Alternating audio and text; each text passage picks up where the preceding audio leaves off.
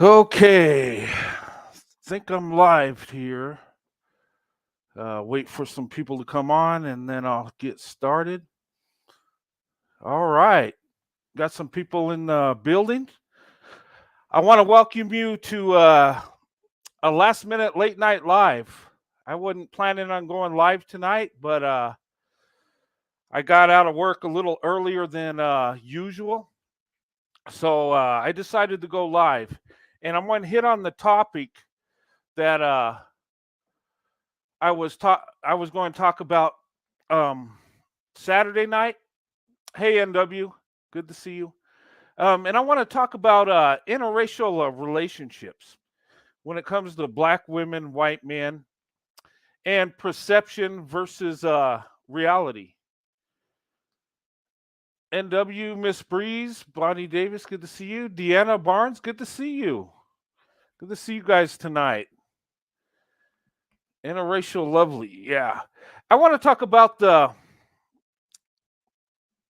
when it comes to interracial relationships with black women, white men. And hey, Carolyn, Chris Cook, good to see you. I want to talk about the perception and the reality of it. Okay.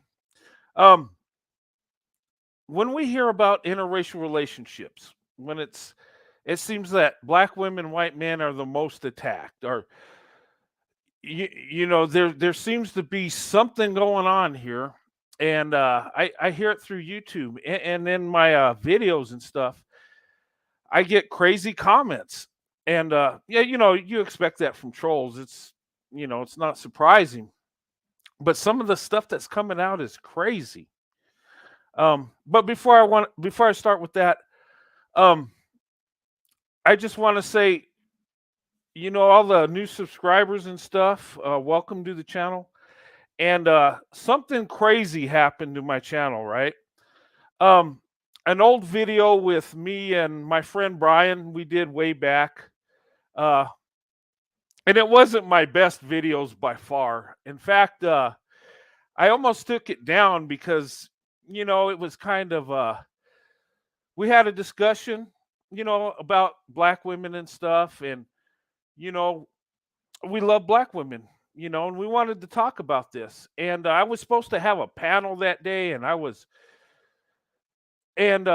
we're supposed to have four people, and nobody showed up. And Brian wasn't supposed to be on the panel, but I called him at the last minute. I said, "Hey, can you help me? I need to do a show. I ain't got nobody, and I promised I would have a show, right?" So I didn't want to let my subscribers down. So he says, "Yeah." He says, "But and I told him what the topic was. He says, "I might not be all that good on it because I really just got off work." And I says, "Okay, I'll do most of the talking, and I'll just we'll just do it and make it work, and try to make the best of it."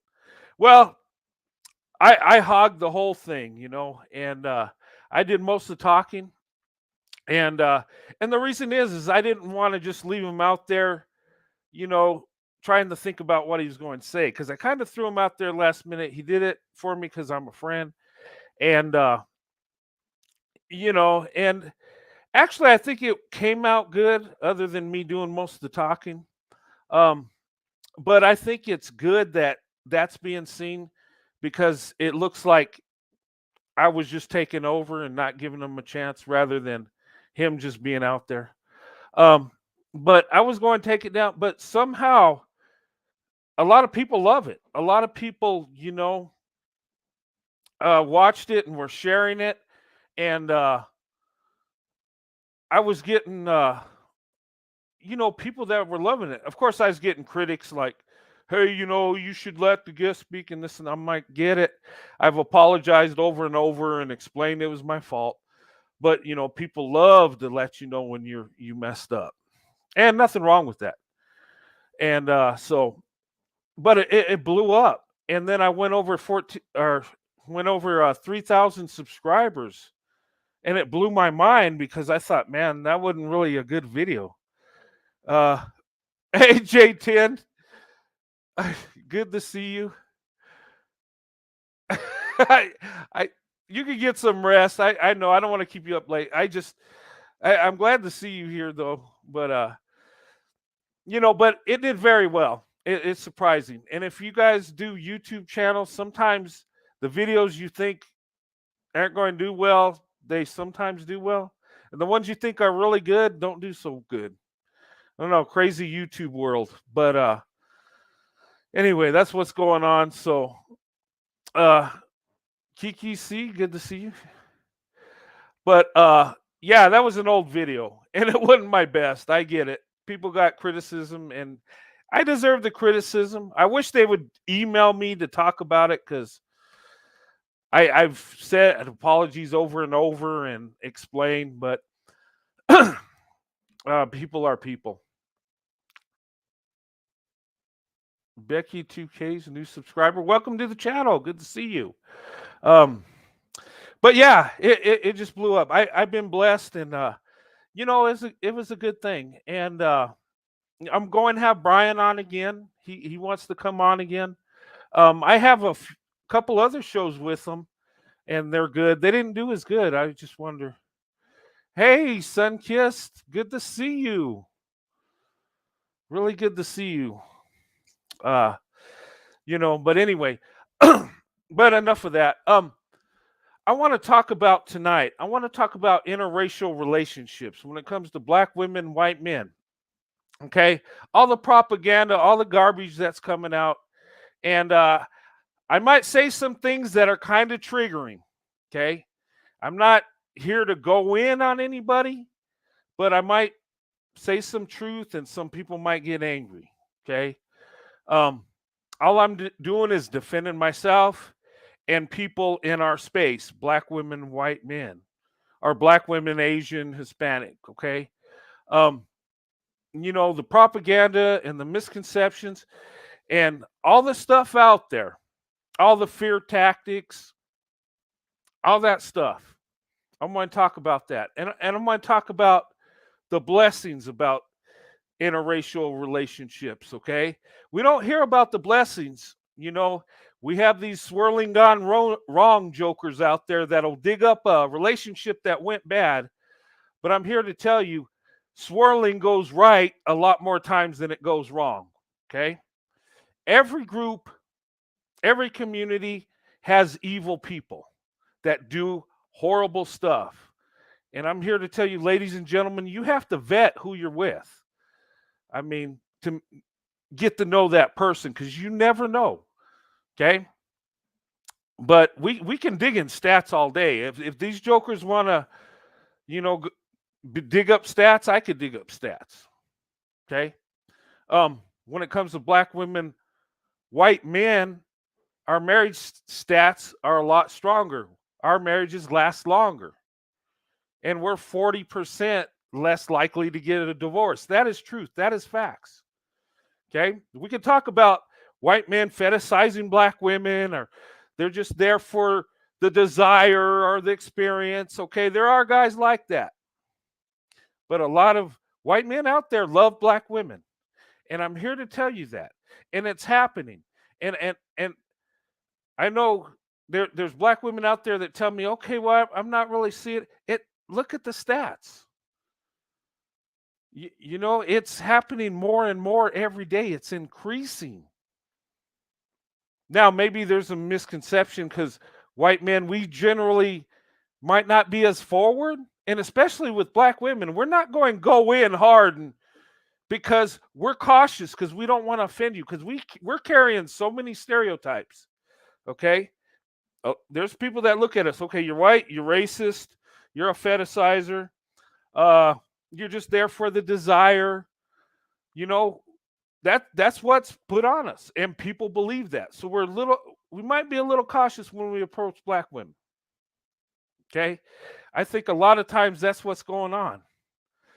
You know, but if you look at the stats and look at the truth, okay, I get comments all the time. Well, there was a white guy on Tinder that did this to a black woman. I'm like, guy, I could go up and pick up stats in communities across the nation that say stats that you know black men, black women, who's getting attacked and all this stuff, right? And I'm not going in on nobody. I'm just saying, get the truth. Why rely on a stereotype and this stuff that I've seen, and I've seen this in real life, where a white guy says, "Oh, black women are beautiful." Oh, he's a fetishizer. And I've seen a black man go up to a black woman and say, "Man, you got a nice ass," and it's like, oh, like it's a compliment.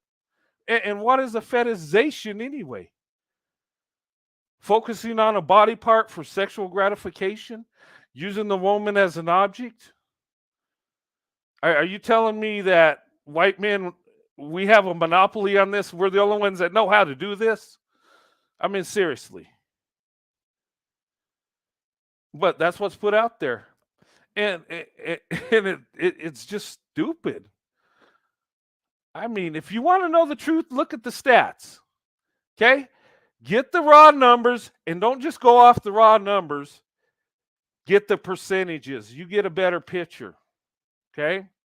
Now you can find good people in all groups. I'm not saying there ain't one man better than the other.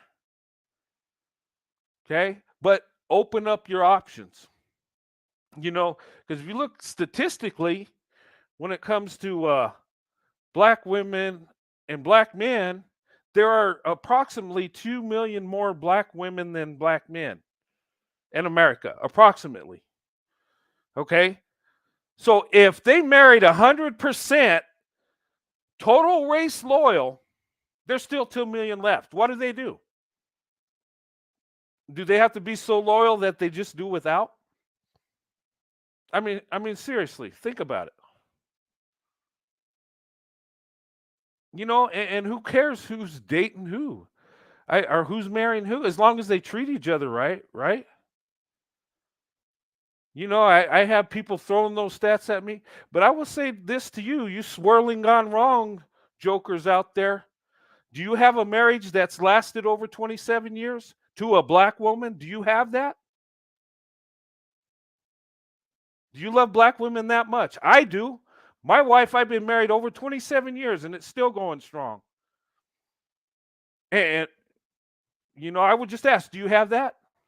Because if a white man's so evil and so horrible, why is our marriages lasting? I mean, serious. And I'm not saying there's not racism and all that. There is. It's there. Okay. But you got to look at the individual. Is he like that?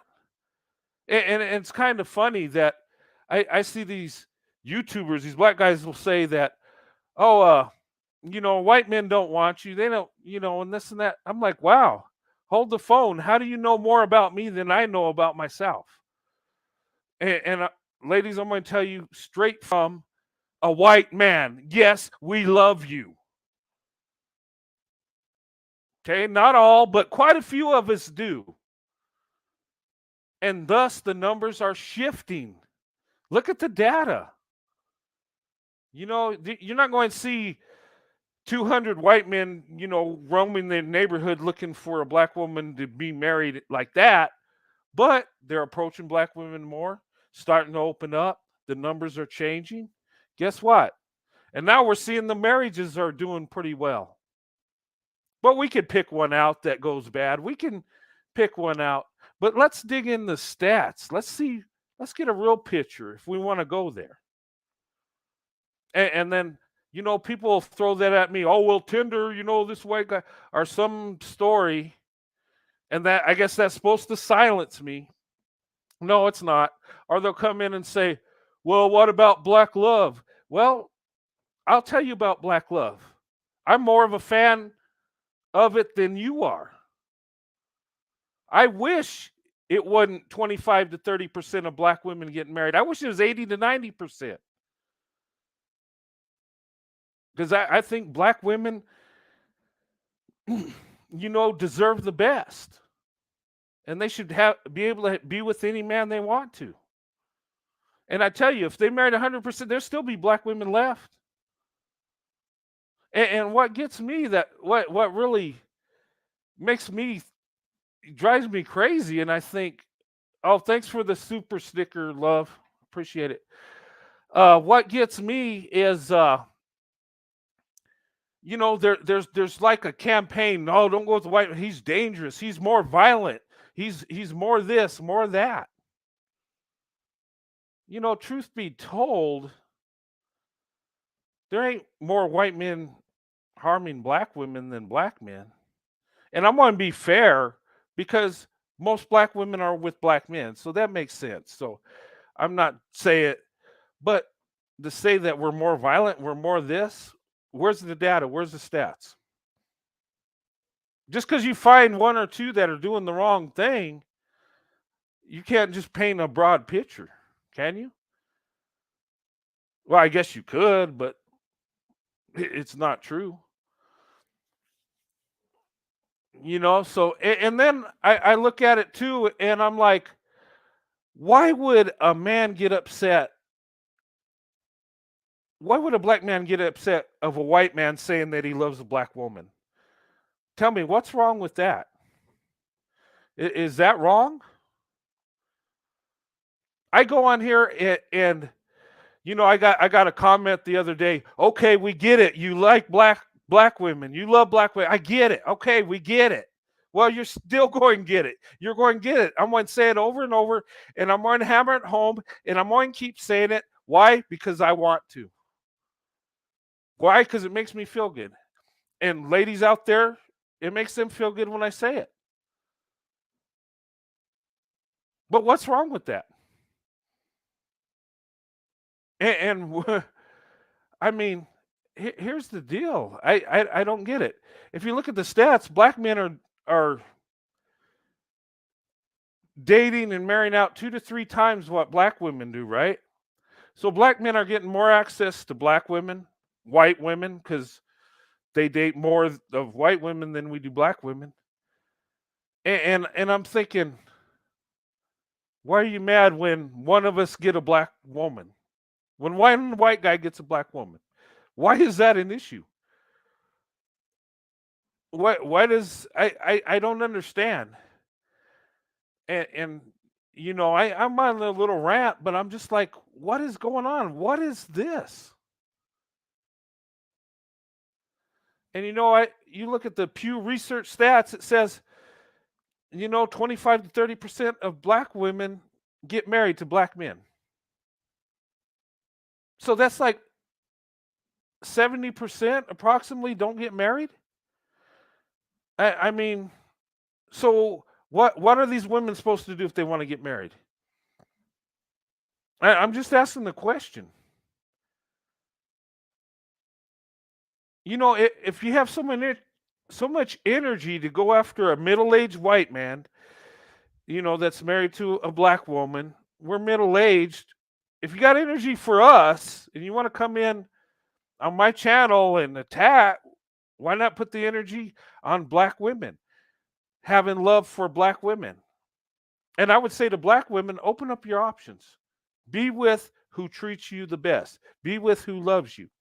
And I would say to black men, you are blessed. You have a blessing. You're in a community with the most beautiful women on earth, the most loyal.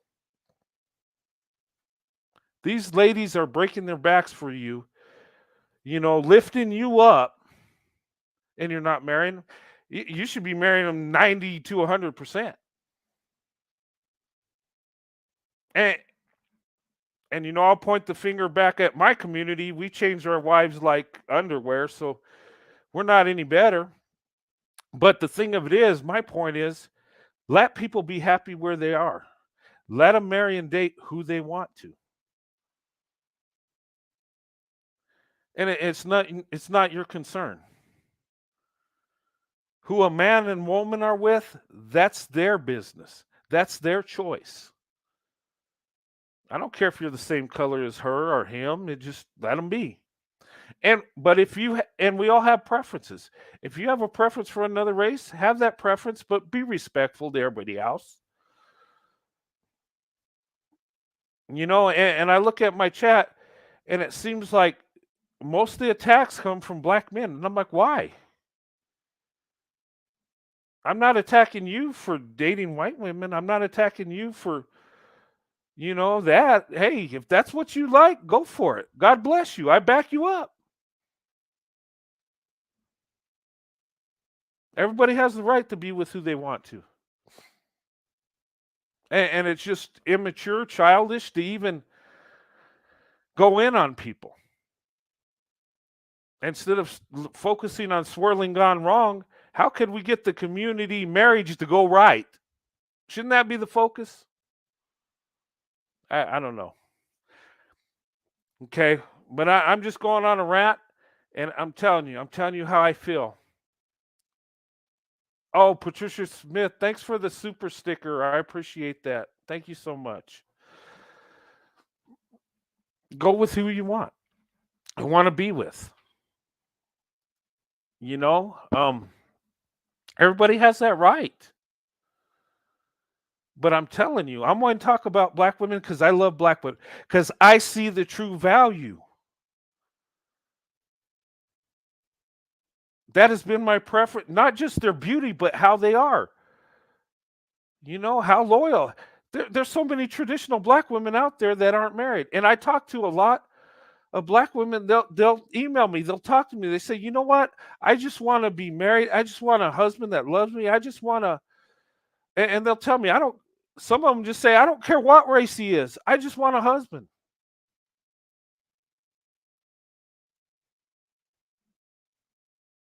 And that's sad. I have I've had ladies send me pictures of them and say, you know what? Do you think I'm attractive?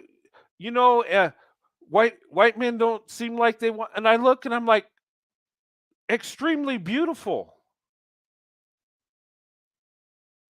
And I guarantee where I live, most white men would want to date you. They would, and I don't know. Maybe they live in mostly black neighborhood. I don't know.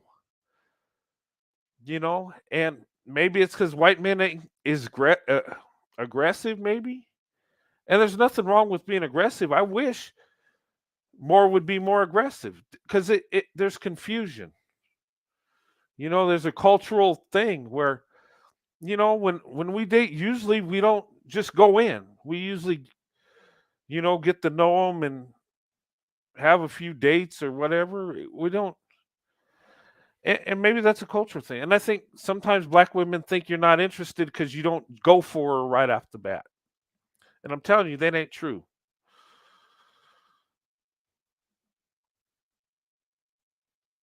But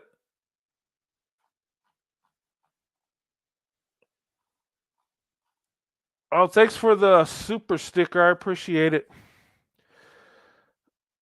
Uh, but here's my thing. Why is there so much energy to say it's so bad to date a white guy? Why is that? Do they just do these people just believe that we're so racist and evil that we're just going automatically hurt black women, or just we just have a fantasy? But if that's true, why are the marriages lasting? I've had people send me comments, "Oh, you just lust after black women. You're just a fetishizer." Really? Does a fetishization last for 28 years? Now, if it was lust and fetishization, I wouldn't be married right now. Man, darn sure wouldn't have lasted over 27 years. Maybe it's true love. Maybe the reason black women and white men get together and are successful because they truly love each other. Could that be it? I've never heard anybody say that. Oh, well, it's a fantasy, fetishizing. Oh, I've heard this. Oh, it's a spiritual thing because of ancestral guilt that the white man, needs the black woman to feel. No, you know what? I'm going to tell you what it is. It don't come out of guilt at all. It comes out of love. I never tried to date a black woman out of guilt. No, I did it out of love because I was attracted, because I had love for him, because I wanted to be with that woman, because that's what I wanted in life. I married my wife because I love my wife. And I had one comment that one guy sent me, and it is so true. He says, he says, well, white men need emotions of black women. And I was like, what is he saying? Okay, we need emotions of black women. White men need this, right? That's why those of us that date and marry black women, it's because we need their emotions. And I thought about that and I said, you know what? You're right. We do need emotions of a black woman. You know why? Because we love them. And you know what? Love is an emotion. So if we have love for somebody, we want that love back, don't we? So I mean, he made a good point. You're right. You know, we do need the emotions.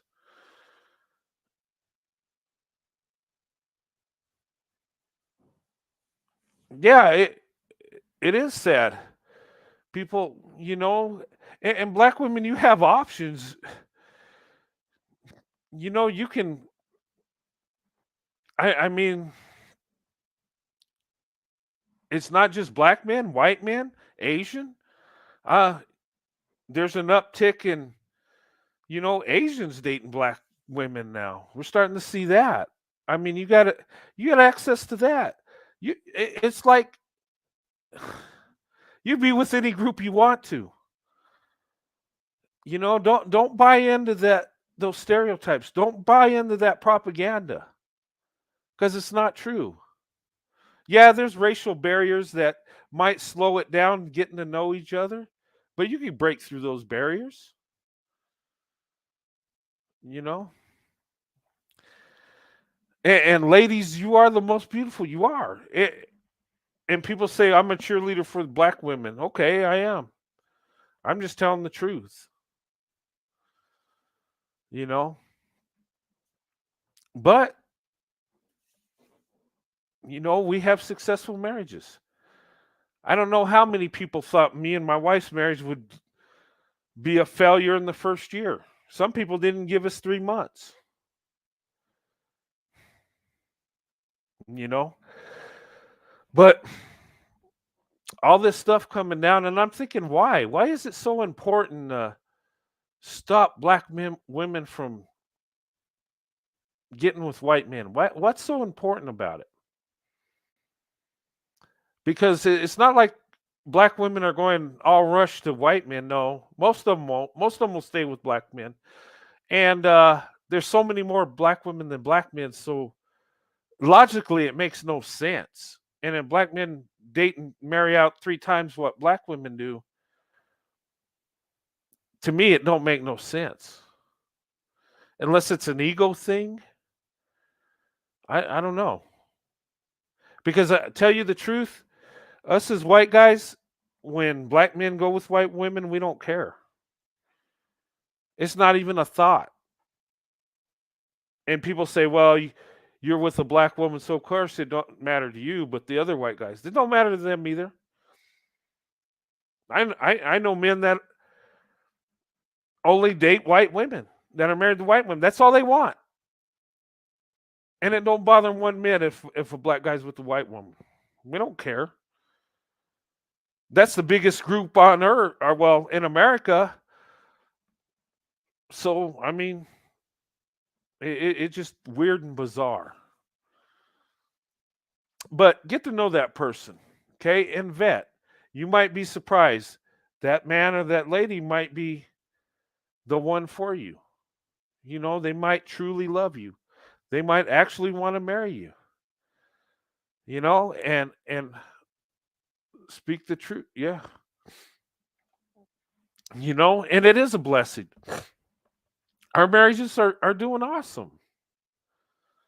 And I'm starting to see more and more interracial relationships. More black women, white men, or Hispanic men, other men. I'm starting to see more and more of that. There's a lot more than when me and my wife got married. I'll tell you that. You know. So, ladies, you're loved. I mean, and if you think about it, our relationships are almost a new thing. You know, Loving versus Virginia, that took place what, 67? That was 2 years before me and my wife were born. So it wasn't really that long ago. So it's kind of new. Yeah, there's been interracial relationships way back, People had to sneak around to have a relationship. Now you can do it in open. You marry whoever you want. And that's a beautiful thing. That's a good thing. Now, if the haters would just mind their own business and live their best life instead of getting in other people's business, trying to scare women from dating and marrying out and just let them live their life, it just, why can't we do that? And and I'm telling you, black women, you're a blessing. You are. You're beautiful inside and out. When it comes to your love, when it comes to your passion, when it comes to how you love your families and the men you're with, you are a true blessing. And I've been attracted to black women for so long because you have those qualities. It's not just the physical thing. People think that's all it is. It's not. It goes so deep. You know, and maybe our marriages last longer because as white men we're in love with black women so much, and black women are so nurturing and loving and passionate. It just, a lot of times it's the perfect situation. And it's amazing. There are so many black women, white men that are so compatible, and I call them the power couple because they're supporting each other. And how you guys how people say, and you've heard comedians say this,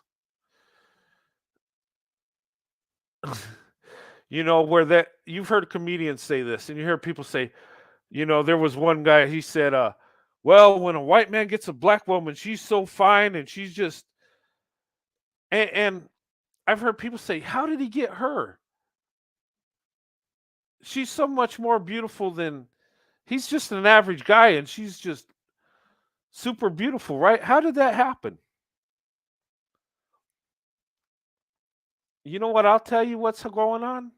I'll tell you exactly what I think's happening, and I believe it to be true.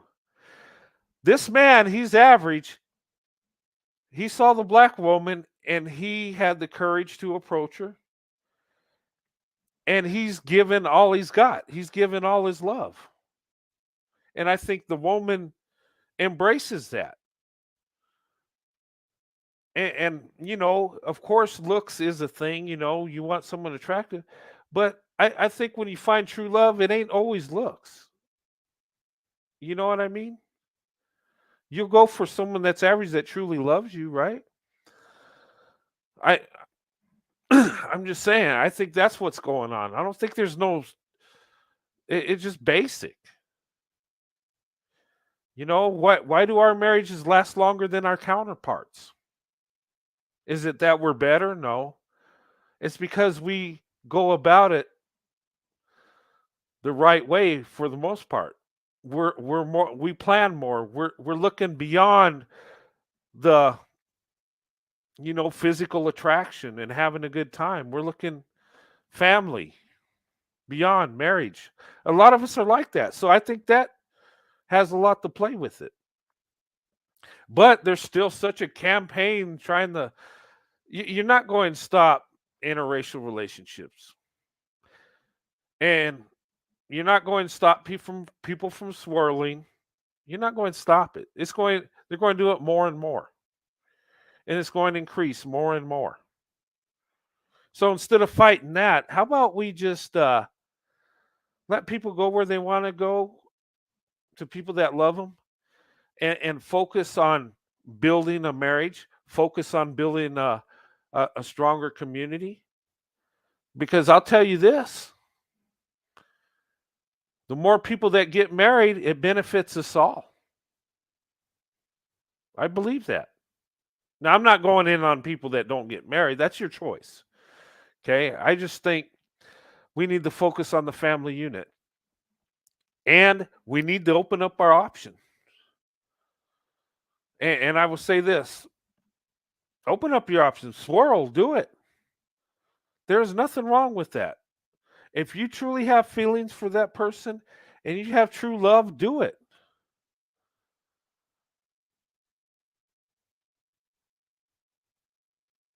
Yeah, I think so, Deanna. Yeah, we do think long term, and black women do too. The black women I've talked to, they want the traditional family. A lot of them do. A lot of them want a husband that loves them. They want a provider, and every woman should want that. And nobody should have to date down. And this stuff I'm hearing of telling black women to lower your standards or date down, or what is that? Shouldn't we as men be leading? I I don't know, that it just seems bizarre. But I would tell men, you don't want a woman to lower her standards for you. It don't work. First of all, it's not going to feel natural. You're not going to feel good because she's bringing more, you know, bringing more to the relationship or marriage than you are.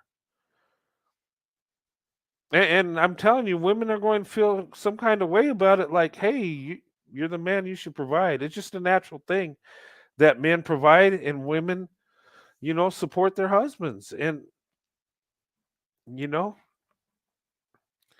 and if you want your wife to submit to you, you got to do what's required as a husband. And I'm telling you, your girlfriend, shouldn't submit to you. It should be only your wife. But you got to love your wife like Christ loved the church. See, it's a two-part deal.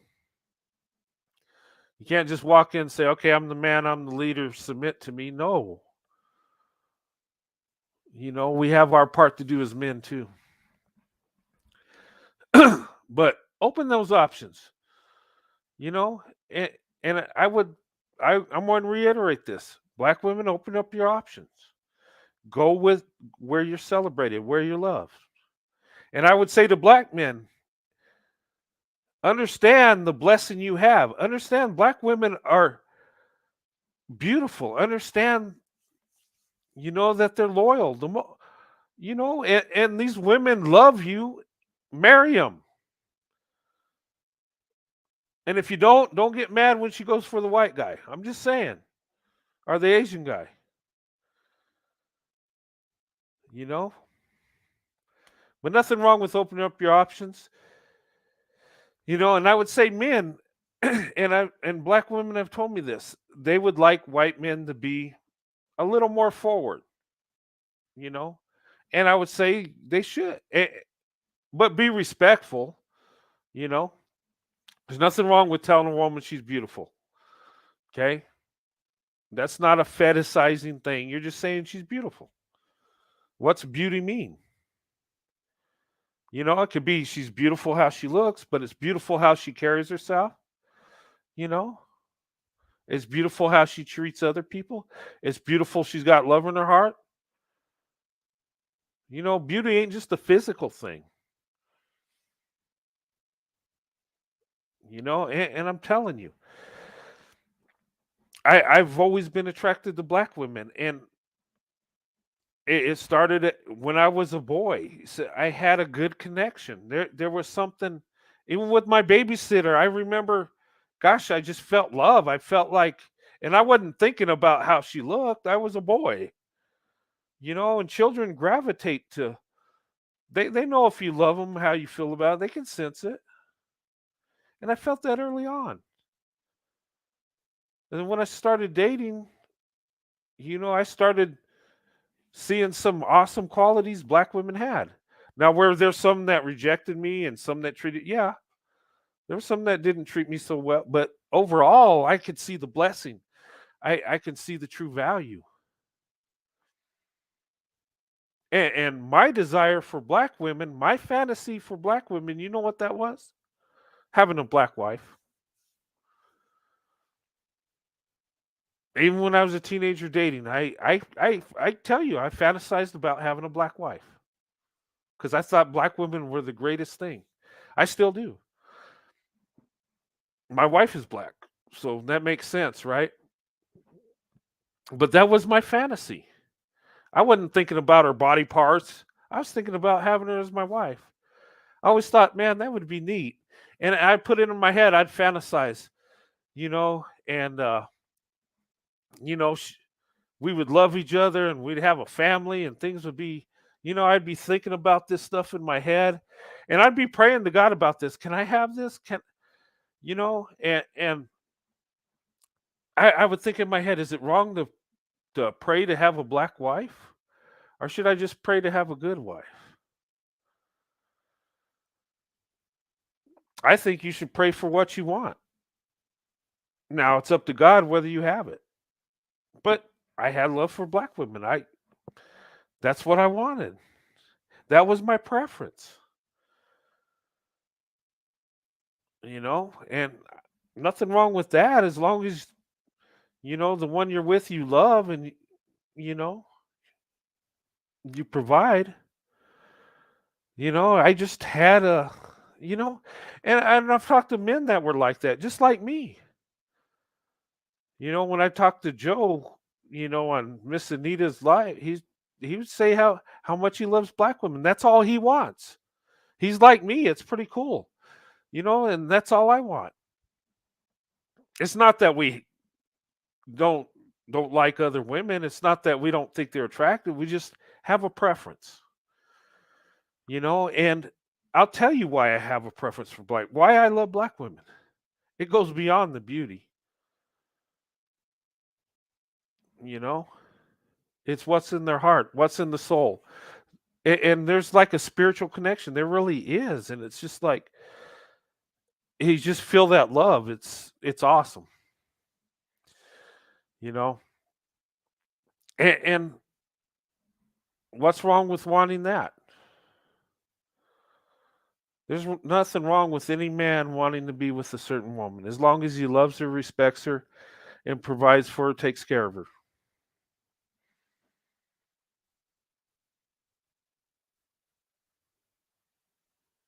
Yeah, I think so. A healthy desire. I had a desire for black women, and it wasn't just physical. I mean, men and women. I mean, we be honest. We do have a physical attraction to each other. It's a natural thing, right? Yeah, we do have desires there, but there's a time and place for everything. When you, when you're getting to know someone, that's not the time and place. In a marriage, yeah, that's the time and place, and that's what makes it so much more special. That's what makes true love. Because when you're intimate and you're married and you truly love each other,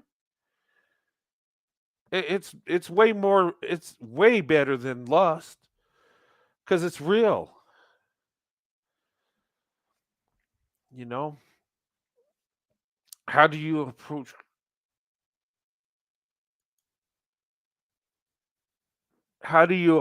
white guys without the fear of racism? Well, just actually, he should be approaching you.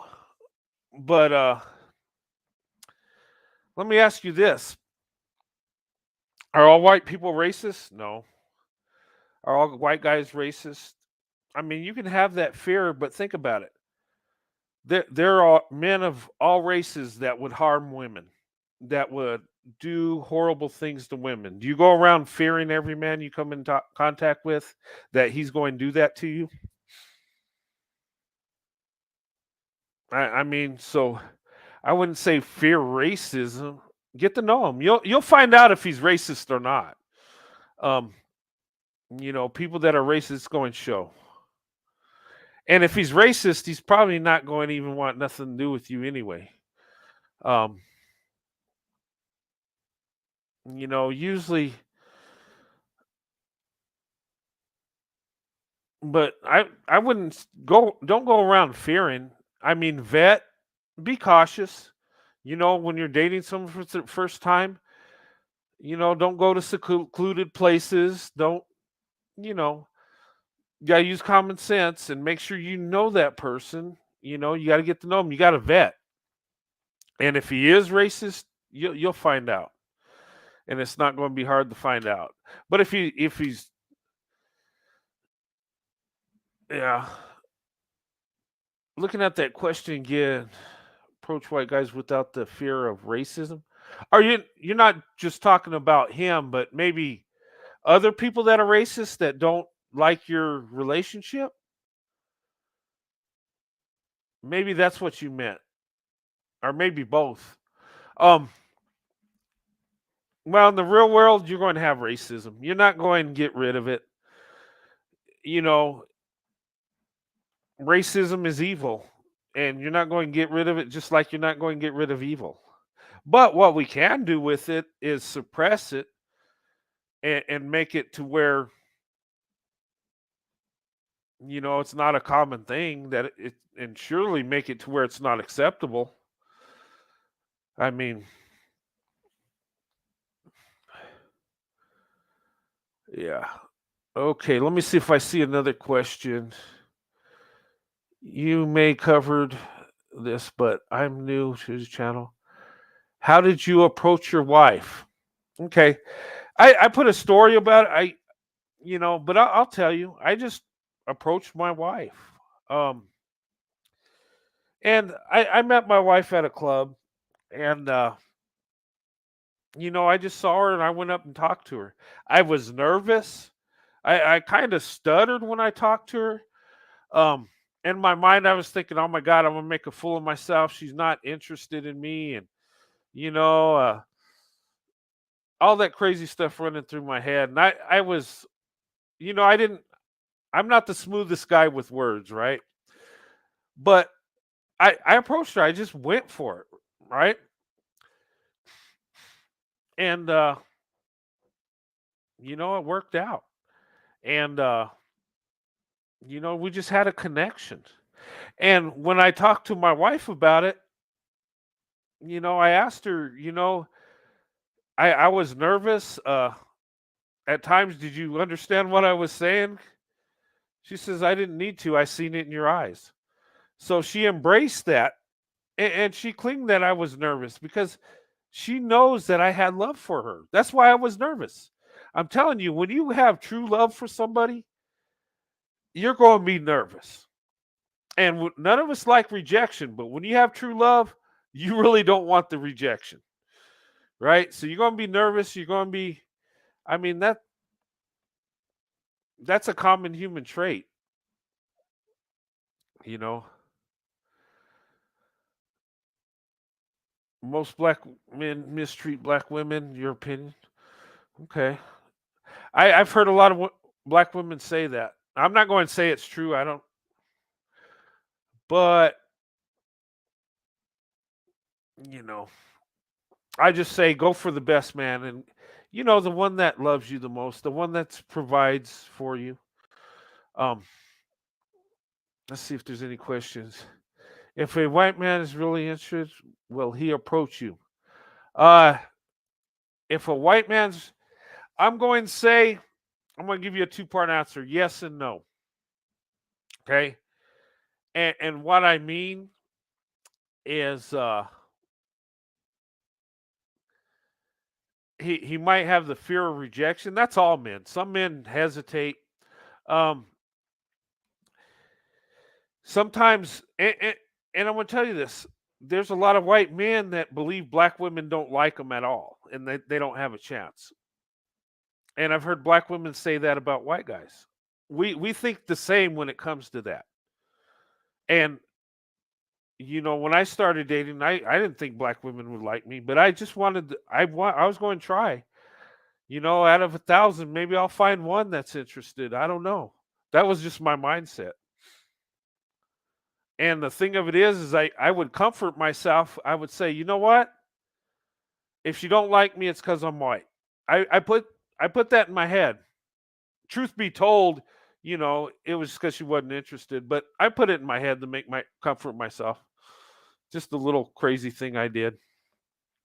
Um, but yeah, yes and no. Um, if he's really interested in you, eventually he will. Now, if he works with you, it might take a little time. And a lot of times, he might be moving strategically, you might say. He might be talking to you, uh, seeing what kind of vibe he gets from you to see if you're interested. And I tell women, I said, the more positive you are, the more you're going to attract men, and the more they're going to be the more they're going to have courage to approach you. Just because you give positive energy, just because you're friendly and you got that niceness about you, he's going to feel more comfortable approaching you. You know, because sometimes us white guys, we hear black women say, "Well, if a white man's going to date me, he better know what I'm going through. He better know this, and he better understand my culture, and he better do this." Sometimes we hear that, and it scares, like, "Oh my God, I don't know nothing about this woman. I don't have a chance." You know, I've heard guys tell me that. They say, "Man, she wants me to know this and know the struggle she's going through, and I don't know." And ladies, just take this in. And I've heard black women say that they'll go with a black man because he understands her struggle, right? Well, a man's going to care for you if he cares for you. If he loves you, he loves you. And he might know the struggle or the problems you've gone through. He might understand it, but he might not care. Or this man, on the other hand, that might not have a clue, he might care about you. And he finds out, he'll have compassion for you, you know. Sometimes we get caught up, well, he don't understand, so he don't care. No, that ain't true, you know. It's just a little food for thought because I've heard that said. And when you watch dating shows or talk shows, when they talk about interracial dating, you'll see some people, yeah, we're into it. You'll see some black women that tell their experience and they would date out, but then you have that one black woman, I'm with black men all the way. And sometimes we get that picture in our head and say, you know what, they're not interested in us at all. So sometimes, you know and I've heard black women say, well, white men don't like us. That's a lie. They love you, you know and I'm not an anomaly. I'm not just a guy that's just odd out there. Well, I am odd, but there are many men that think like me. They might not say it like I do, you know but they're out there. A lot of white men are kind of reserved and keep to themselves, you know I'll tell you what I think. I'll tell you how I feel. And I'm not afraid to say I love black women. In fact, I love saying it. In fact, I love telling the world that. I love telling the world how much I love my wife. And think about this. When you're dating, you want to open up your options, be cautious, okay? But don't let that propaganda overtake you to where you don't even give it a chance, okay? We've heard the fetishizing, right? He might fetishize you. Yeah, he might. That's a possibility.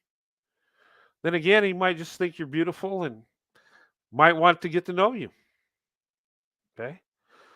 Now, it's been said that white men are the most violent, when and they tell black women this, and when they go in on you, they're going to be much more violent than any other man. Okay. Well, what's the data on that? Okay, you might run into a violent one.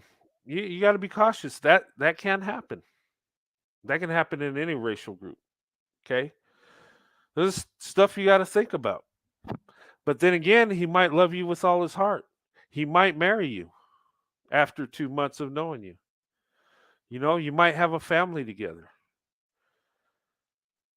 You might move from middle class to upper middle class later in life. He might even buy you a home and let you pick it out. You might have kids and grandkids together. You might find true love. I know I did. And the stuff I was saying, that's my story with my wife. I mar- I proposed to my wife 2 months after I knew her. I married her 5 months after I knew her. We've been married over 27 years. We got 3 kids that are all grown up. We got 2 grandkids, and our family's going strong. And yes, I bought a house, and I let my wife pick it out. Okay, we're not rich. I didn't buy a mansion, but I bought a pretty nice house. Able to buy a nice house in the neighborhood we want to live in. You know, I'm faithful to my wife, have been ever since I've been married. You know, I pay the bills and I work. There's been times my wife worked, there's times she didn't. When our kids were little, she didn't work, you know. But if my wife would have listened to all the naysayers, if I would have listened to people with their good advice, how our relationship can't work because society don't accept it, because there's too many cultural difference, because we're so different and all this other garbage, where would we be?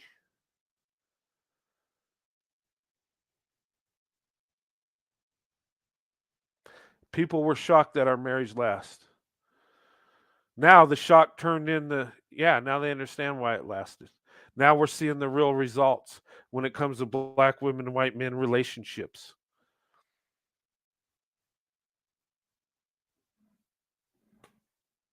You know, just being honest. Now, any any man and woman can be successful, regardless of the race, regardless of where they're from.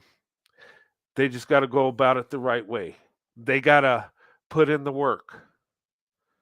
And I'm telling you, if you want the best, you if you want it all, you got to give it all.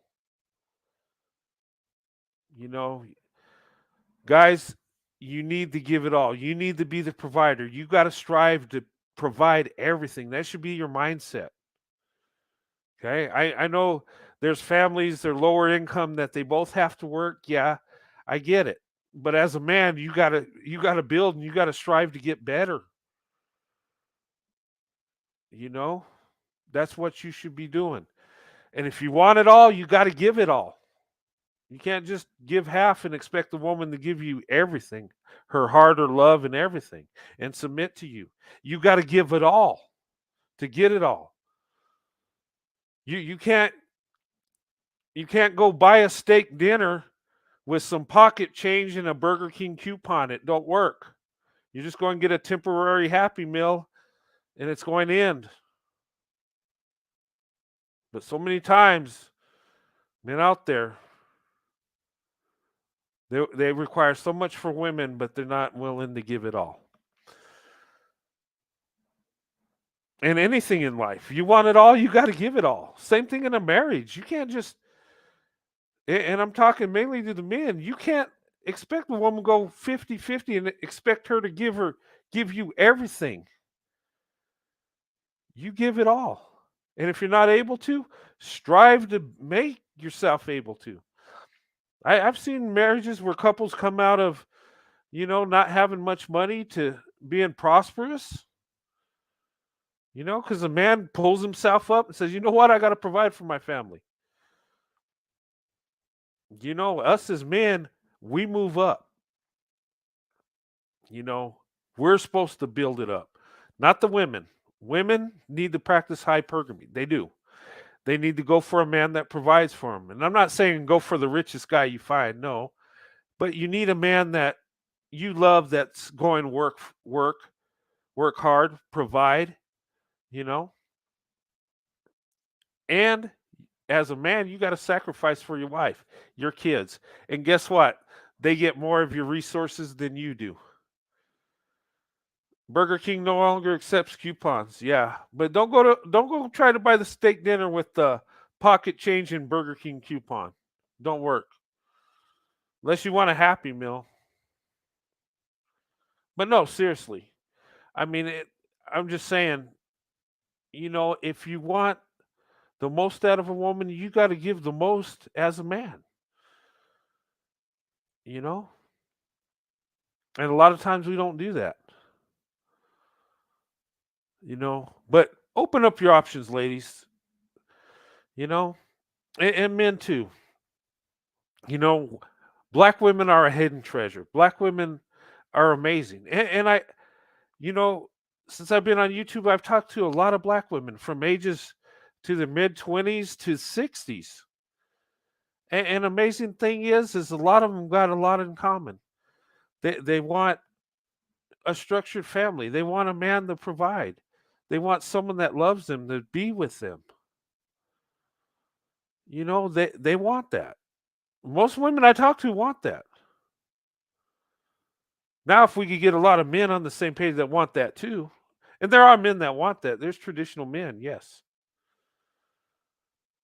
But you know what? Your blessing, you know, your future husband, future wife might come in a different package. They might look different than you, and that's okay. And you know what? You can have a preference, you know? And people say, well, you know, I, one person said, well, I'm equal opportunity when it comes to dating. Okay, that's fine. I'm not. Sorry. I have an attraction to a certain group of women. I always have. You know, that's just me. I have a preference. But I don't attack other people that don't fit my preference. Why would I? Because there's many people I don't fit theirs, so that's silly. Um, how can it be successful as a? I don't know. Yeah, I started my options due to waiting for that family. Yeah, and I've heard a lot of black women say that. You know, they've been waiting, so they open up their options because they want to get married, because they want to have children, because they want that traditional family. Hey, Corey, good to see you. Yeah, it's coming to you, brother. Sending it to you. Yeah, this is the Las Vegas Golden Knights. Pretty cool jersey here. Uh, do you have other white men come on your chat? I do sometimes. I'm going to reach out to some, and I want to have a male. I do want to have a male panel uh, here in the near future. I'm going to panel this weekend, talk about the barriers of interracial relationships, how to break the barriers when it comes to black women, white men. I got a lot of people that want to do it. I might not be able to bring everybody on that panel. I've gotten a lot of emails. Um, I do have an opening for a man to come on, a white guy, so we get a perspective from white men and black women. So if you guys are interested, I got a slot for a man. For a man, there's three of us now. Okay, so there's an open slot. If you're interested, send me an email. It's going to be Sunday night. We're going to have the panel, and it's going to be about 9 o'clock Eastern time, 9 p.m. Eastern time on Sunday. Because you know, in the midday, I'm going to do a prayer meeting, but uh, I'm going to do a panel on breaking the barriers of interracial relationships, and I want to get a man's and a woman's perspective. You guys always hear my perspective, but I like the ladies to tell me what they think, and other white men, what do they think? What's their perspective? You know, maybe we can learn something, see what's going on. See, um, please check out the guy Cup of Joe. Yeah, I'm going to reach out to Cup of Joe. I've done a, I have talked to Cup of Joe on Miss Anita's channel. We did have a show together, and it was really fun. Joe is uh he's a busy guy, so it might take a little time to get. I will reach out, and I'm going to reach out to other men like me that uh believe like I do. And I know the lady's been asking me to have a male panel, and I want to. So I am working on that. And some of you men on my channel, come on in. You know, send me an email. I'll get you on, and you know, we'll have a panel. Ladies would love to hear that, and us guys love hearing ladies on the panel too. Reach out to Cohen. I've talked to Cohen before. I did a show with Cohen. If you guys look in my videos, we did a collaboration. Cohen Namek, yeah. But I'll reach out. I'll try to get a panel together of men. But this week I'm just letting anybody come in. I do want one more guy to come in for this panel for this topic. So if you're interested, send me an email. Okay, we're going to be talking about the barriers of interracial relationships when it comes to black women, white men. What are the barriers? How do you break down the barriers? And try to get in each other's heads what we're thinking, you know, and why black women are wondering if this guy likes them or just being a nice guy. And want to know from white men, why aren't you approaching? Why are you taking so long? What's going on? How do you go about doing this? I want to have a panel about that because people want to hear it. They want to know. A lot of times we get mixed signals and misconceptions. People think a certain way about us, and so a lot of times it's not true. I remember after I graduated high school, I was in the classroom. I was taking a college course, and there was this black lady in there, and she was beautiful, and I was looking at her, and and I mean, she was so beautiful. I just had to keep looking. I'm like, man, and I was thinking, I wonder if I talked to her, what she would say or whatever. But I didn't have the courage at the time, and she saw me looking at her, and she came up to me and says, "Hey, why do you keep giving me dirty looks?" I mean, she confronted me. I thought she was going to choke me the way she approached me, and I'm like, so I had to tell her what was going on. I says, "Well, it's not dirty looks. I'm sorry. I find you attractive. I'm sorry. I just." And she went from being mad to had a smile on her face. And actually, we went out on a date that night. So that was what that was something that looked like it was going to go bad, ended up turning out good. And it's just a misconception how we look at things, how we look at each other. And there is a cultural difference. The white guy might not approach you because it's not how he moves. It might be, a cultural thing. Maybe he feels he's got to be your friend before he asks you out or just let you know he's interested, you know? And I've heard that black men are a little bit more forward. They go for it, and nothing wrong with that. I mean, it just people have a different approach. People have a different way of doing things. Oh, I'm sorry. Did I miss your question? Sorry, guys. I'm okay. Carmos,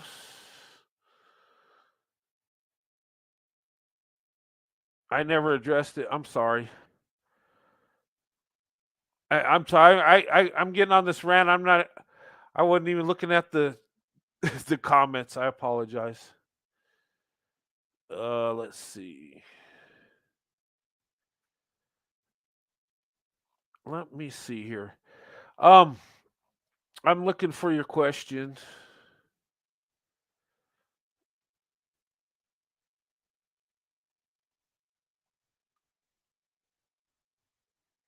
Carmus, I'm sorry. Can you retype your question? I missed it. I apologize. I just got so involved what I was saying I missed it.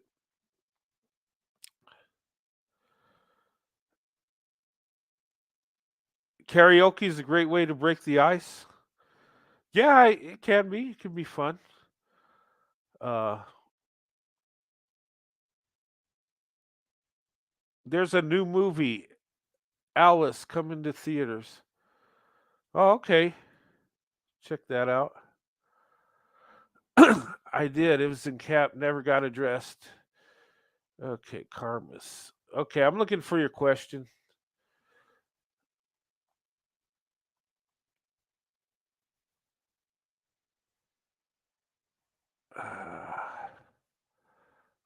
Okay, I'm searching for Karma's question. Karma's. I'm sorry if I pronounced it wrong.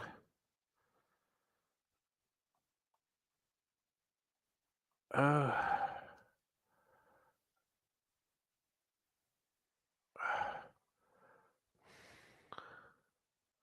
was it at the beginning? Is that because that's when I got in my rant? And that's probably why I missed it.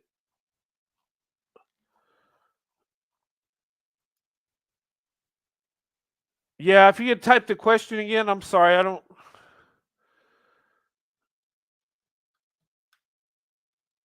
If you can only approach black women online.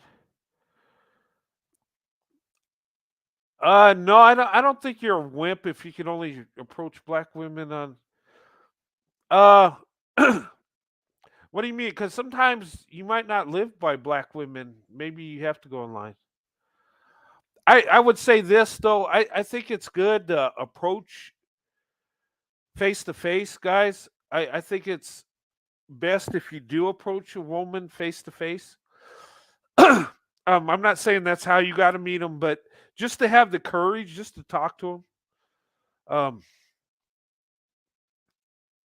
and it's a good thing because you got to express yourself. You got to tell her what you think, how you feel, and you got to talk to her.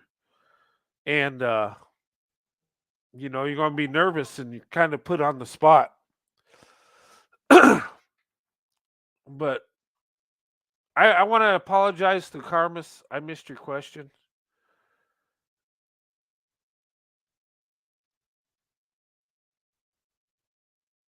Yeah, it's my fault.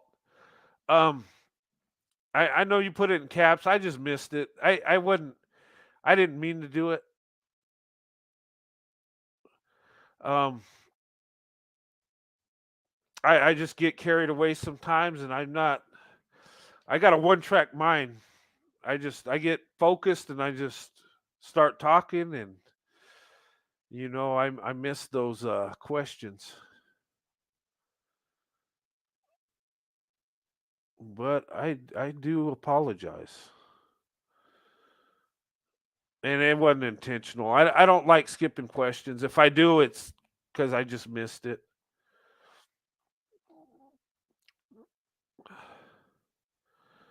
But it must have been early because I'm not seeing it.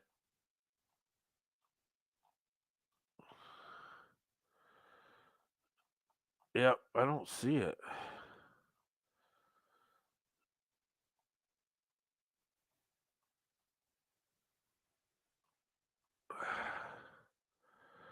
And I am looking for it. Let's see.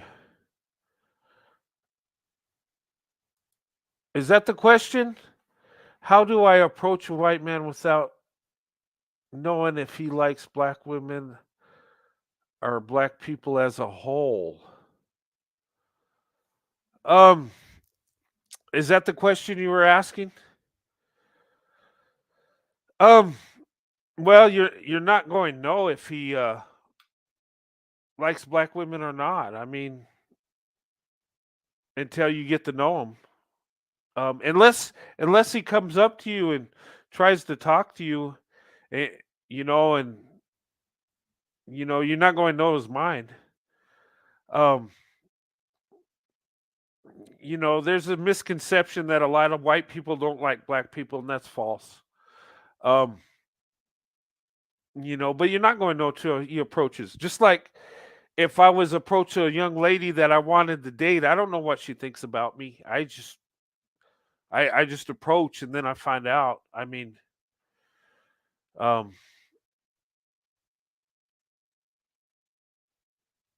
um, You can kind of tell if you're around him enough.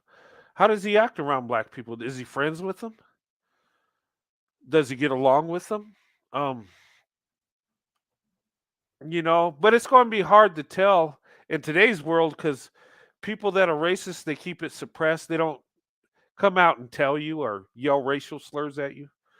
I mean, so you wouldn't know. You just approach, but the man should approach you. I believe in the men approaching. Um,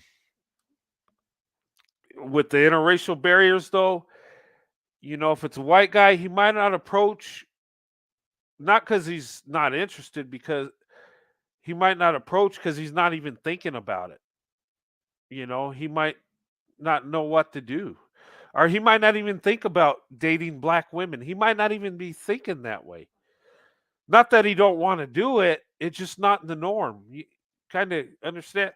I mean, like some black women, they'll tell me they never thought about dating a white man or Asian. They just assumed it was going to be a black guy because it's in the norm. It's just like a thing you do, and not all of us do that. Some of us are attracted to other groups of women. So, I was always attracted to black women, so that's who I approached.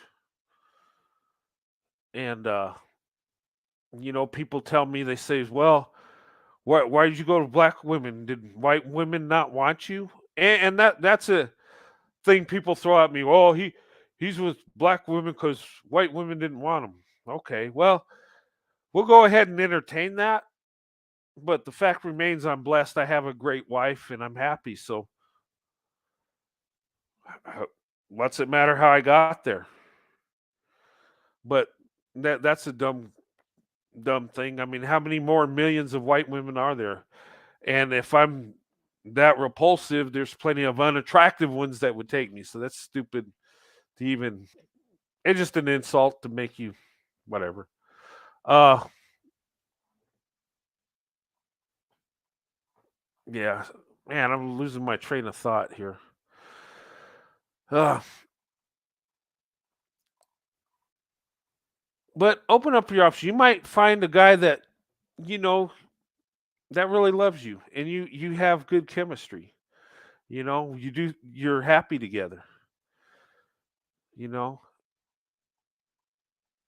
and I'll tell you this: there's one thing you don't have to worry about a white guy doing is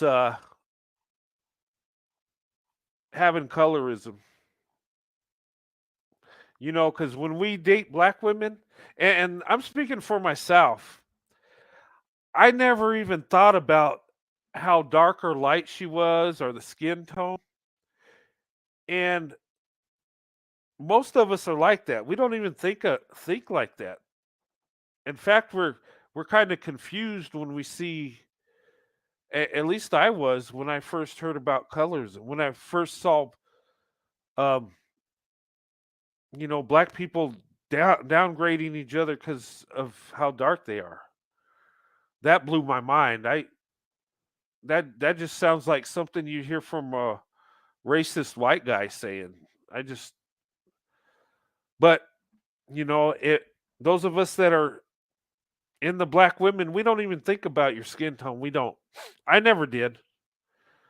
I just seen, hey, black women are awesome and you're black. I never even thought in that way. Uh so usually you don't have to deal with that.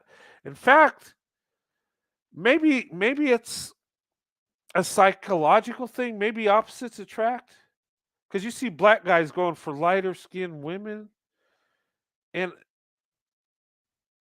a lot of white guys have really dark complected wives and girlfriends that are black.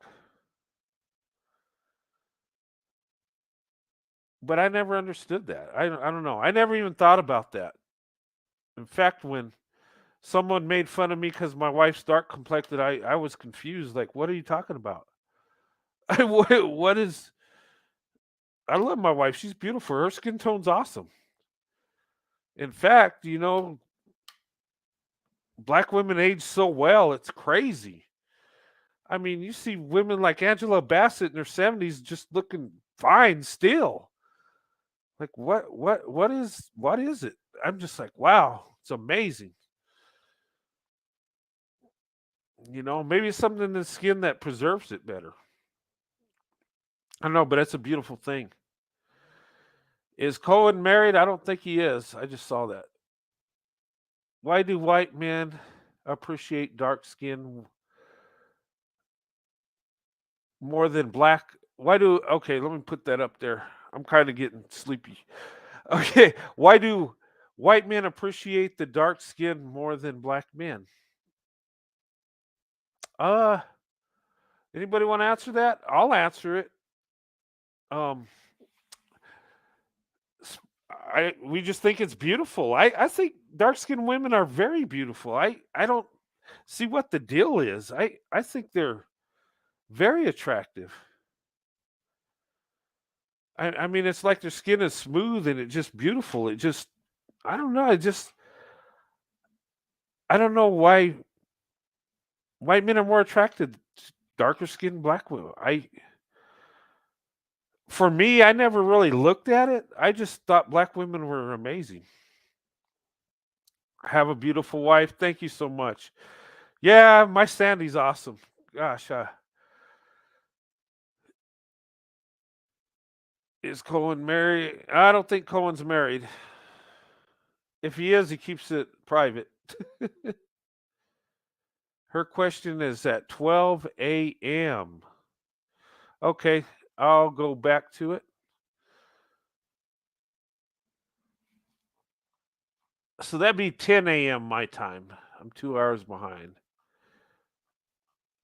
I'm going back. See if I could get it. Sorry if I missed your questions. I'm all over the place right now. I'm just uh 10:10, 10:09.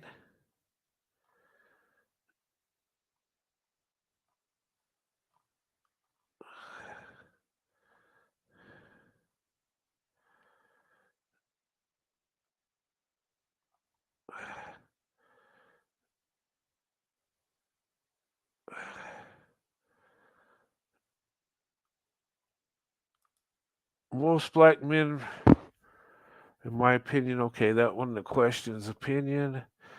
All right.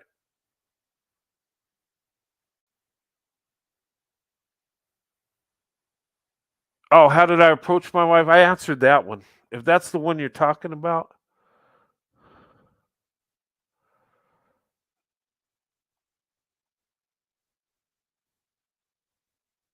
how do you approach? Oh, yeah, I answered that one. All right.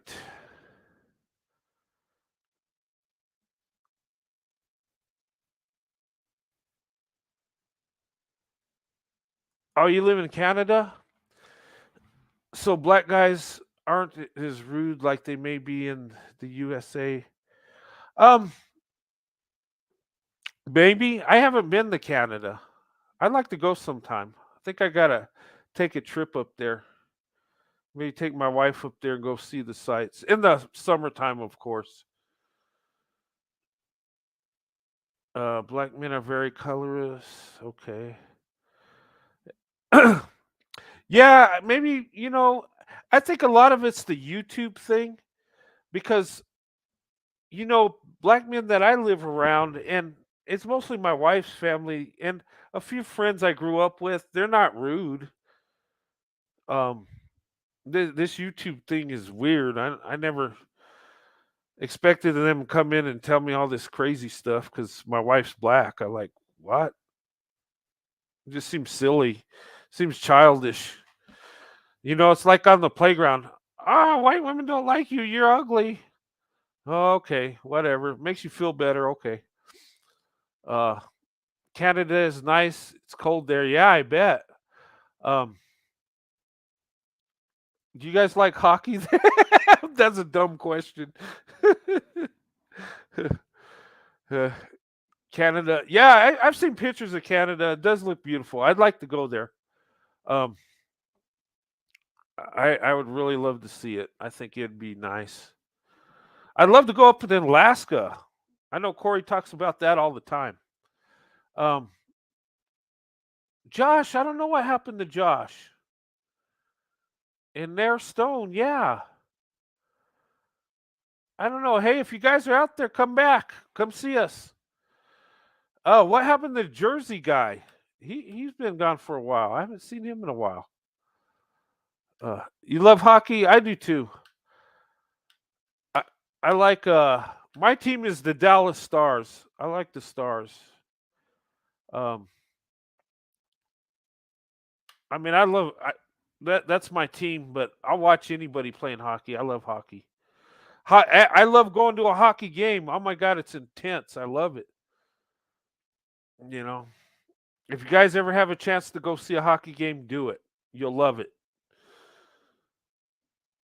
Yeah. But anyway, I'm kind of getting off topic, guys. But serious, open up your options. Don't worry. Don't listen to that propaganda. Get to know the people, okay? Because all that stuff they're saying is propaganda. You know, the fetishization. Yeah, there's people that fetishize. Yes, of all races, all people do it, men and women. Okay, don't let that deter you. But you got to vet the man because there's evil in every group of men. Okay, we could play the stats game. Oh well, there's a white guy on Tinder did this, and then I could say, okay, there's a black guy that did this in a gas station. Okay, there's a white guy that did this. There's a black. That is so stupid. I mean, men are doing evil things, and it affects us all in society. Seriously. Hey, believe. Oh, thank you so much. Good to see you, believe. Um, but vet, get to know them, and like I said, we're the power couple, guys, and those of you I talk to that are in the interracial marriage, and a lot of you guys tell me how many years you have. It's awesome. No, one lady said got married in '94, just like me and my wife. Over 27 years. I've heard people 15 years. 10 years, 120. I mean, I'm seeing black women and white men with long-lasting marriages. The stats pointed out, but I'm seeing it in real life. And it's a beautiful thing. So don't buy into the stereotypes and the propaganda out there. Get to know for yourself. And you'll be amazed how many white men love black women or men of other races. And you want the man that's going to provide, protect, and take care of you.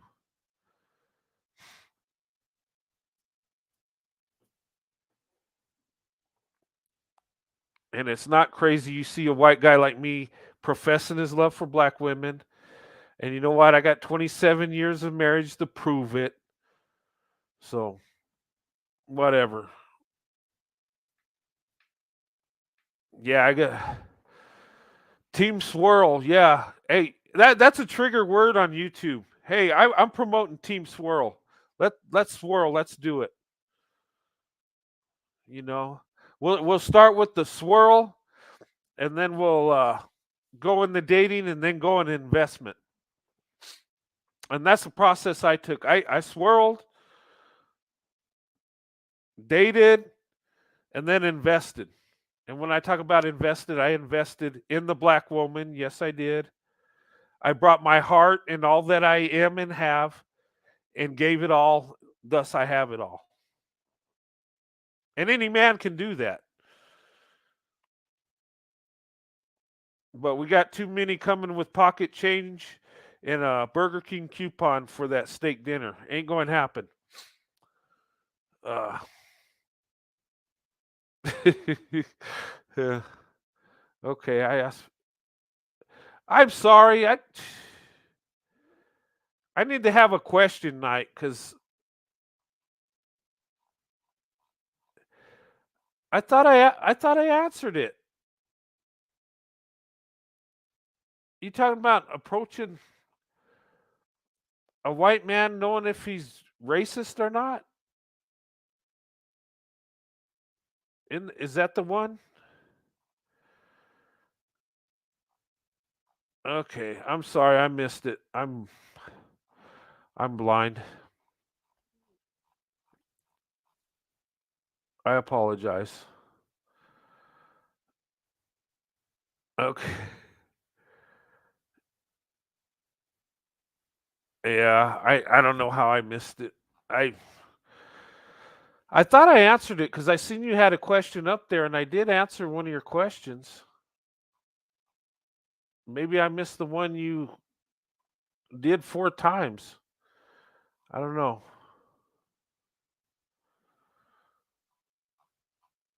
Maybe it's because I'm getting tired. I don't know. I do apologize. You can email it to me. I won't miss it that way.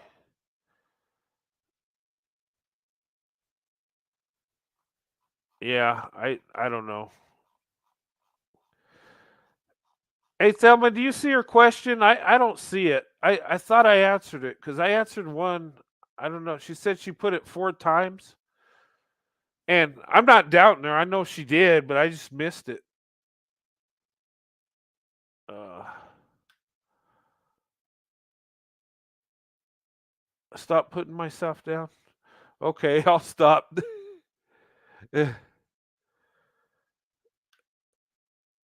Yeah, sorry I missed it, but yeah, guys, open up your options at 11:44. Okay, I'm gonna try one more time.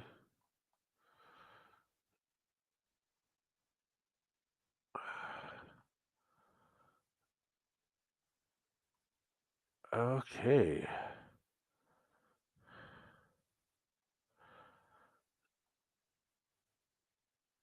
I don't see it at 11:44. I'm sorry. Oh, 9:44 my time. Gosh.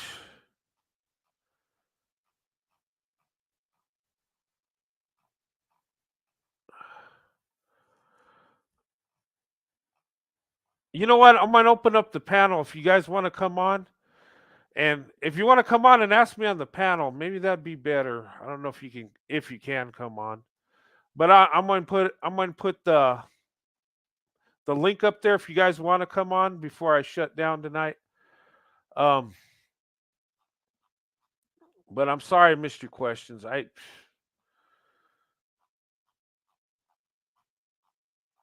so many comments.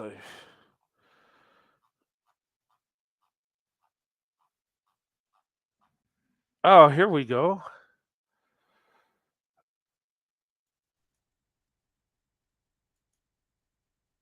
Hey, Sunkissed, how are you doing? Good to I'm see. good. How are you?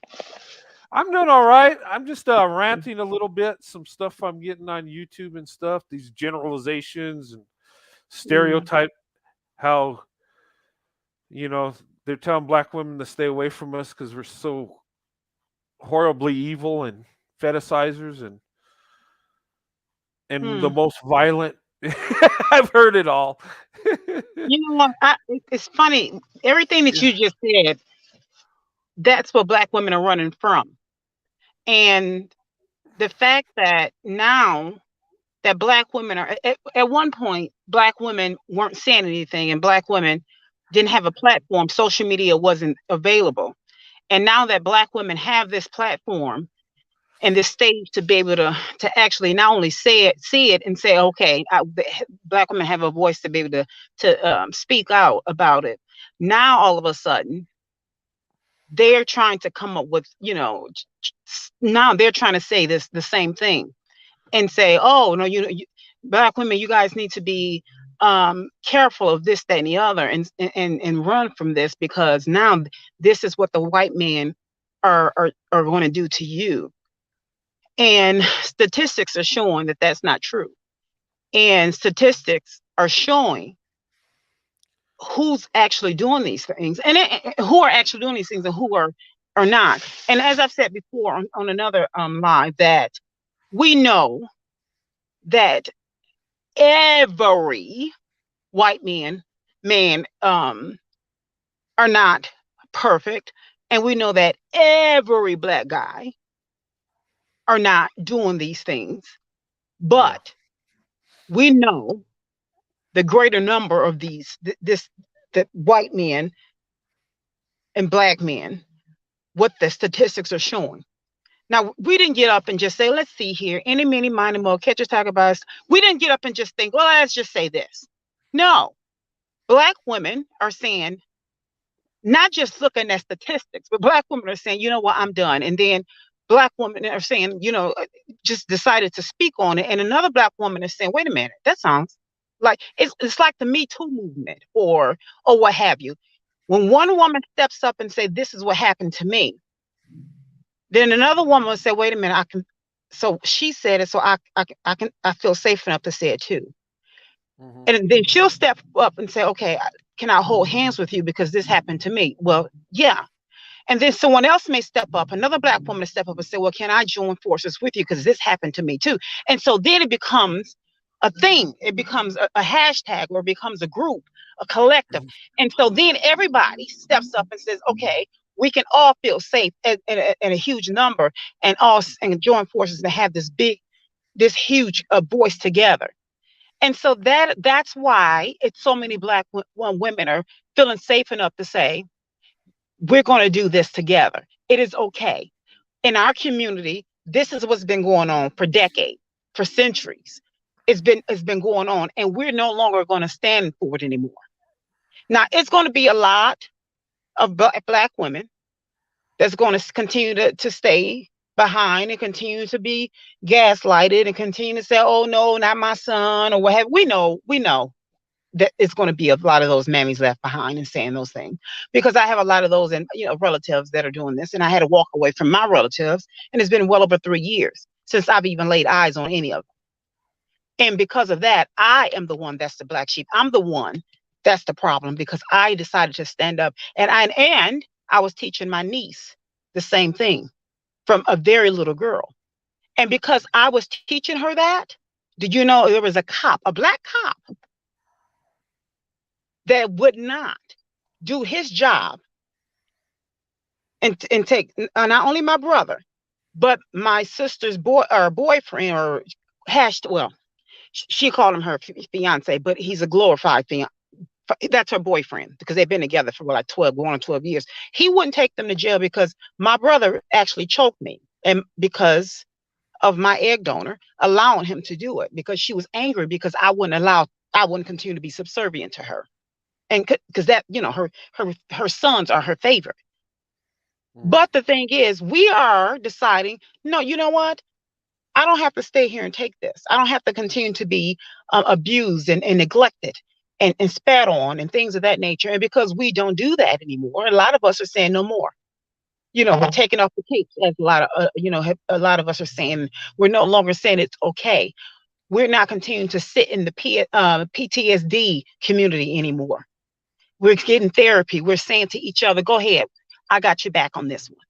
And because we don't do it, we're not doing it. Then now the black men are saying, oh, that they're not allowing us to tickle their ears anymore. We can't finesse them anymore. So now they're angry because all their every avenue, it's every corner that used to work, all that is no longer working anymore. So now they're angry. They're angry with us because of that. Hmm. And so, with that being said, being that we're not allowing that to be anymore, even the mammies of the community, the grandmothers, the baby boomers, and all of the ones that are supporting them, that's no longer. So now here they come. They're going to come and start coming towards you now. You know Yeah. the Brent and all of that. So now they're going to start coming and pointing their finger at you and saying, yeah, but and even if there's one bad thing that's going to happen, any bad example, if there is a white guy that is doing something bad, it can be one out of a million. They're going to take that one little mustard seed, and they're going to polarize it and say, see, it could be Yeah. 50 million black men, but that one white guy, they're going to say, see, we told you. we See, they're just like us. Here it goes. But yeah we 50 million black guys, they're going to ignore him, those guys.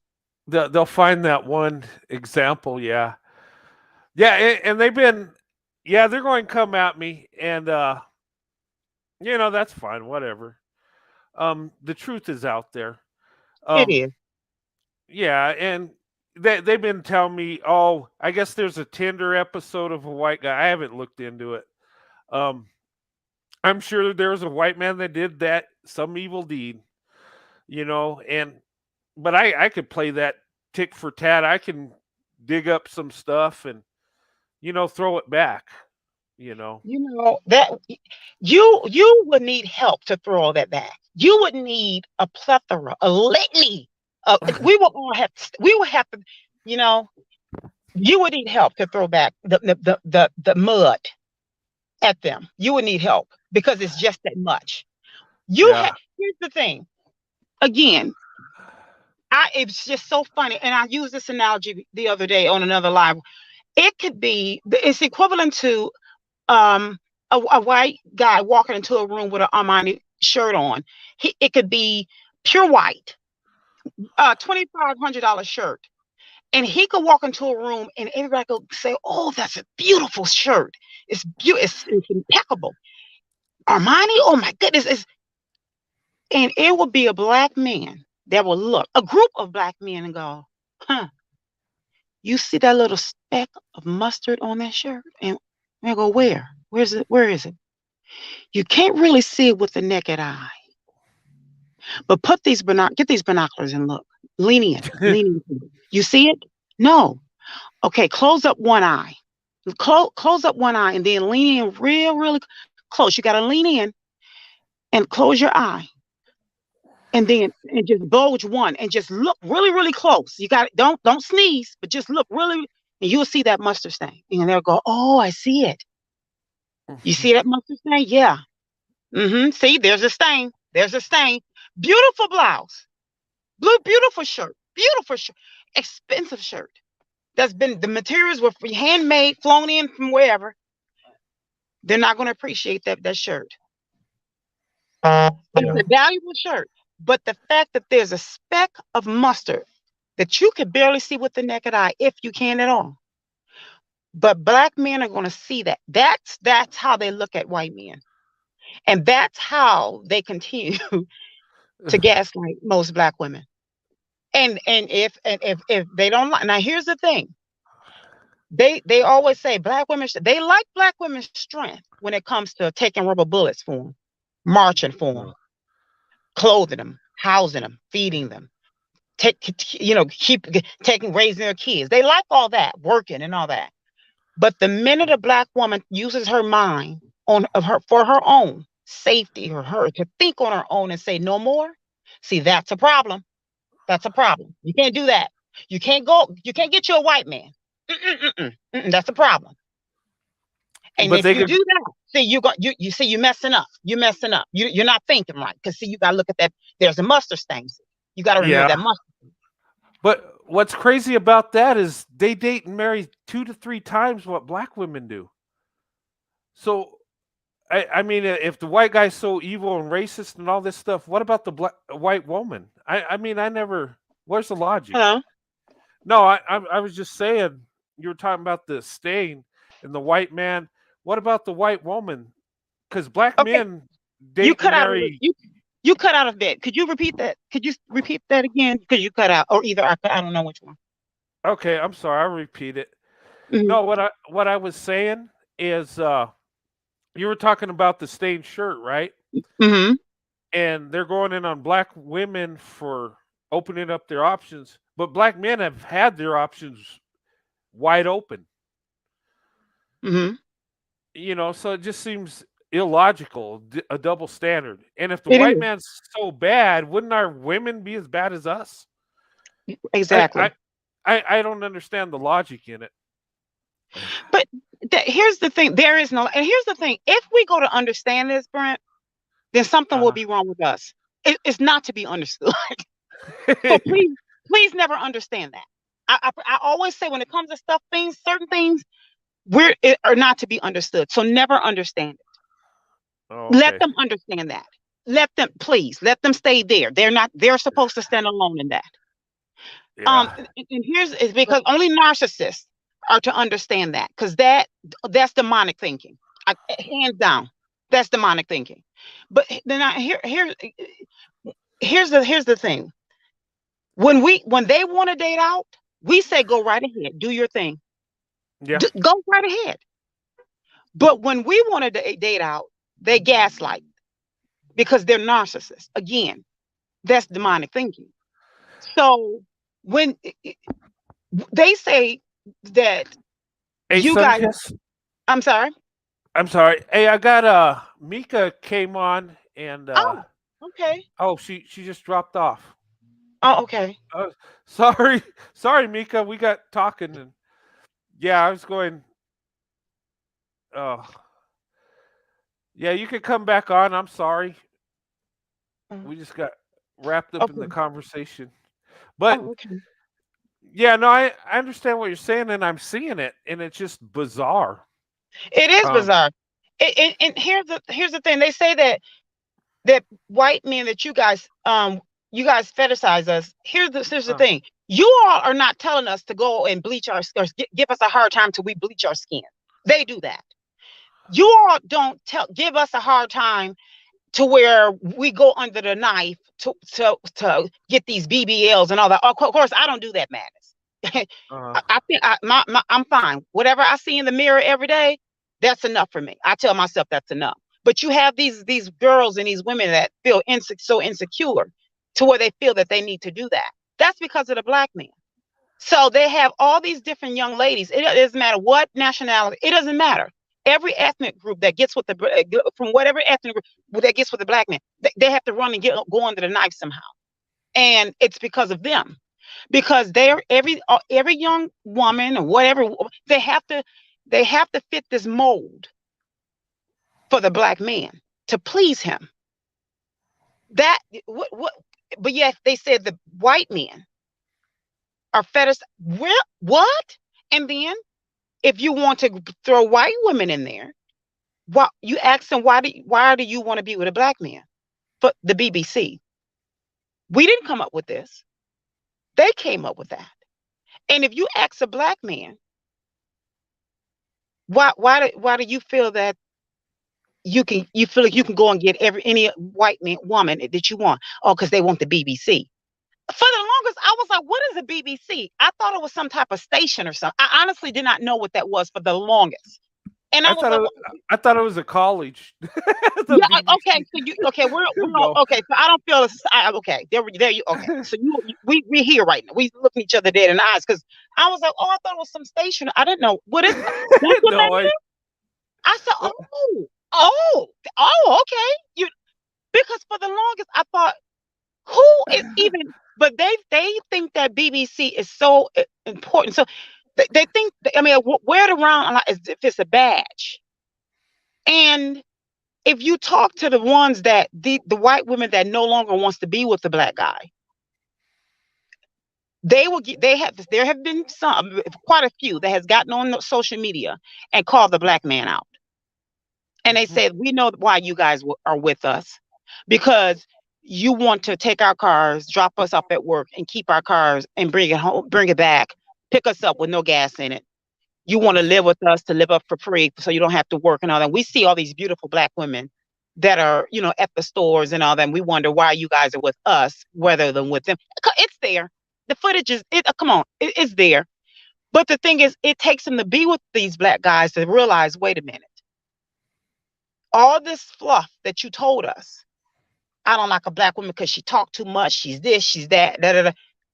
These white women are now starting to see that it's the same thing. But here's the thing: if we're so bad as black women, and if we're starting to date out and we're leaving the community and we're coming over to white men, then why are you complaining? If we're so bad, you should be glad that you're cleaning up your community. You should be happy. So if you drop a dollar bill, or if you drop $1 billion,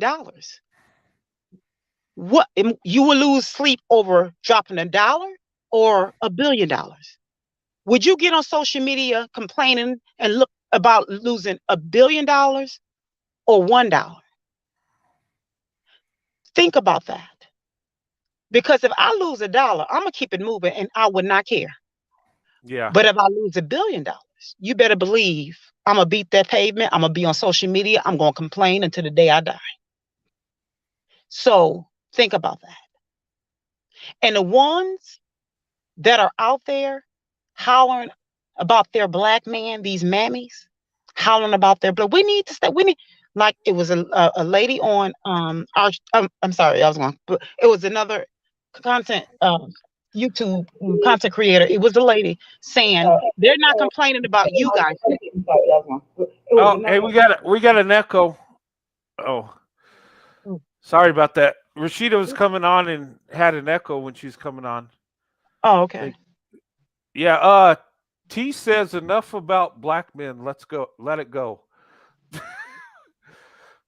Who said this? T. Enough No, about black men. okay, yeah, it is enough about black men, but here's the thing.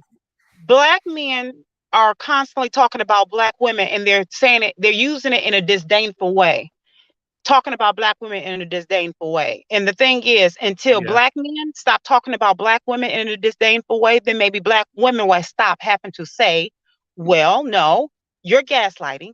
And when you get done gaslighting, trying to gaslight black women or other black women or white men or what have you, then maybe we'll be done. That's when we'll be done.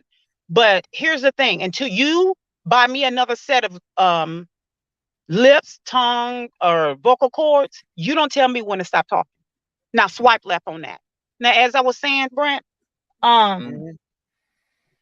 when it comes to the whole this lady that was on, what's her name, um on this content creator page, when it came to the mammy saying, well, XYZ, this is any other about the black men, they're complaining because whatever about black women. Like she said, they're not upset because you guys are leaving, because you guys are staying. You mammies are staying.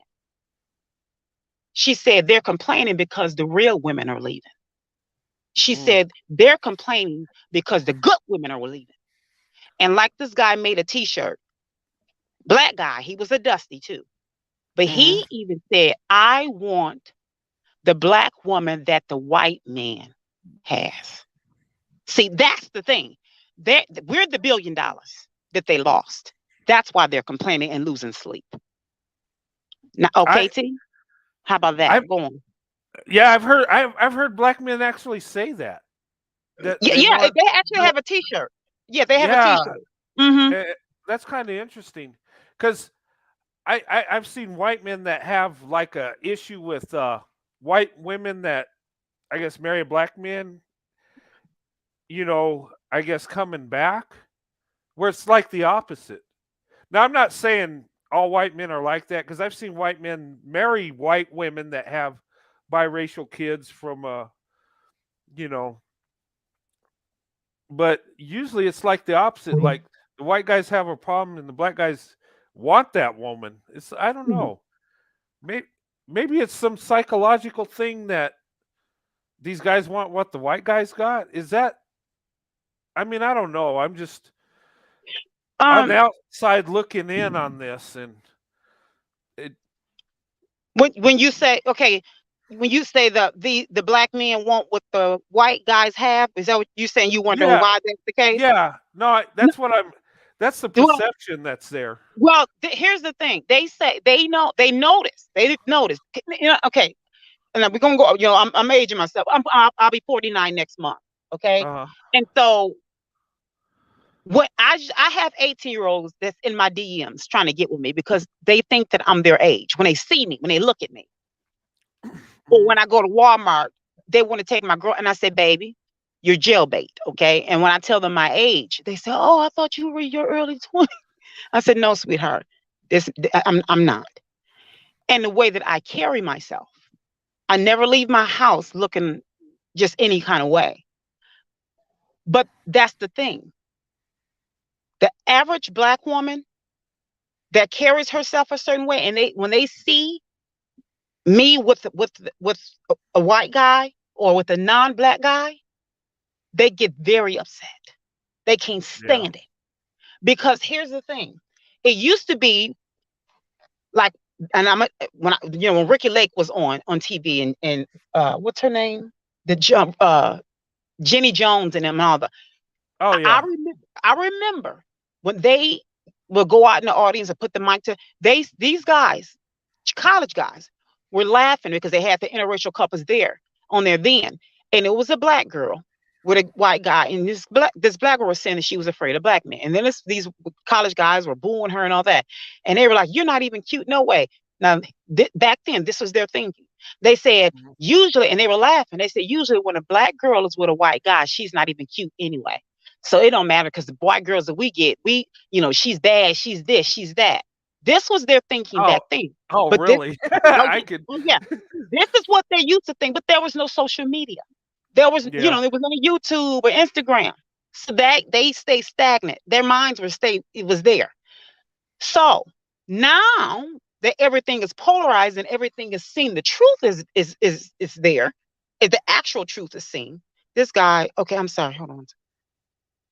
Okay, good. This Now that the truth is actually seen, and they're going, "Oh my goodness, we can no longer lie. We can't tuck the truth away anymore." You know, the truth is actually just is spilling everywhere. And now that it's out, and the ones that were actually believing this madness, it's like, "Oh my goodness, this is the black woman. That's what." So now they know what hypergamy really looks like, what it really looks like, Mhm. and how the black woman, how she carries herself, that is actually with the white man. They're going, "Oh my goodness, we have lost her." So at first it was like, and I saw how these black men were beside themselves when they said this one white guy was on social media. I think it was on Twitter when he said, "Oh well," he said, "We got Eve and we've got what was it Serena Serena." Williams. He said, Yeah. "Now all we got to do is," he said, "all now all we got to do is get Beyonce," and he had the laughing emoji. I'm getting that. Hold on one second. Okay. And this black guy went ballistic. And now here's the thing. He just said something. But that goes to show, and then the other guys were chiming in and going on. So right there let you know that it bothers them. So now not only that, but you have the everyday black woman that's walking around looking good and a business owner and all that. And she is a woman of status. And when they look on all these women that they salivate over, she doesn't want them because black men used to have this idea that every race of women wanted them. It didn't matter. They were wanted and desired by everybody, every woman.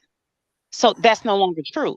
Or if they thought that, they realized that is no. So now it's staggering. So this is why they're constantly running around trying to beat on everybody's door and shutting everybody down. Because my thing is, why are they over here in the chats with us? You go to the Kevin Samuel. Oh, I should have said the name. But you go to the other channels and you knock on their doors. But instead, they're over here trying to hose down these channels over here because they're Yeah. angry. So you try again. You lost $1 billion. So that is the reason why they're angry with you, Brent, and they're angry with everyone else because they're like, "Oh my goodness, I have lost this $1 billion, and I want the black woman that the white men are getting because they can't run around and say what they used to think. Oh, the black women that the white man have, that she's usually not cute. That is so not true, and it's up in their faces." And they're mad. And once I was on a date with a white guy before, and he was teaching me how to shoot pool, how to hold the pool stick. Well, he had to be behind me, and of course, I was pretending like I really didn't know how to hold the stick, and I needed help.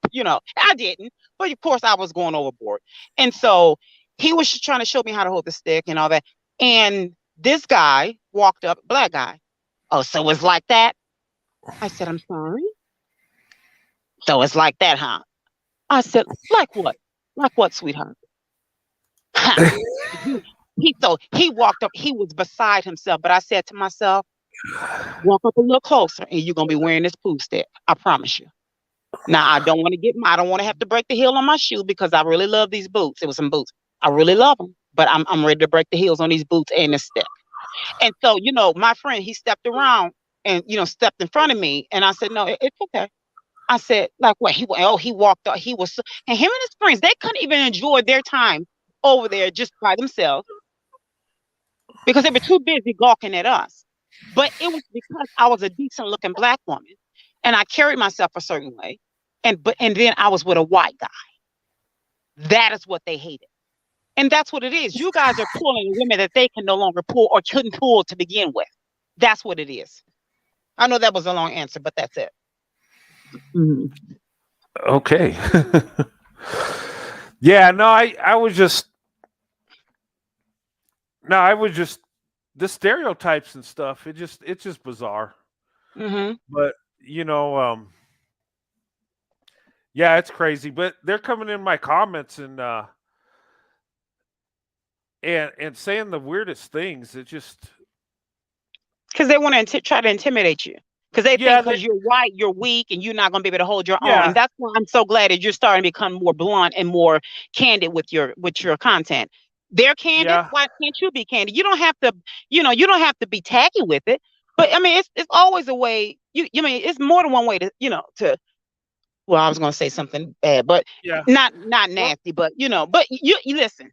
You can so go say what you have to say. Okay. Say what you have to say. Here's what they do. I've noticed. Okay, they'll come in and say you're racist.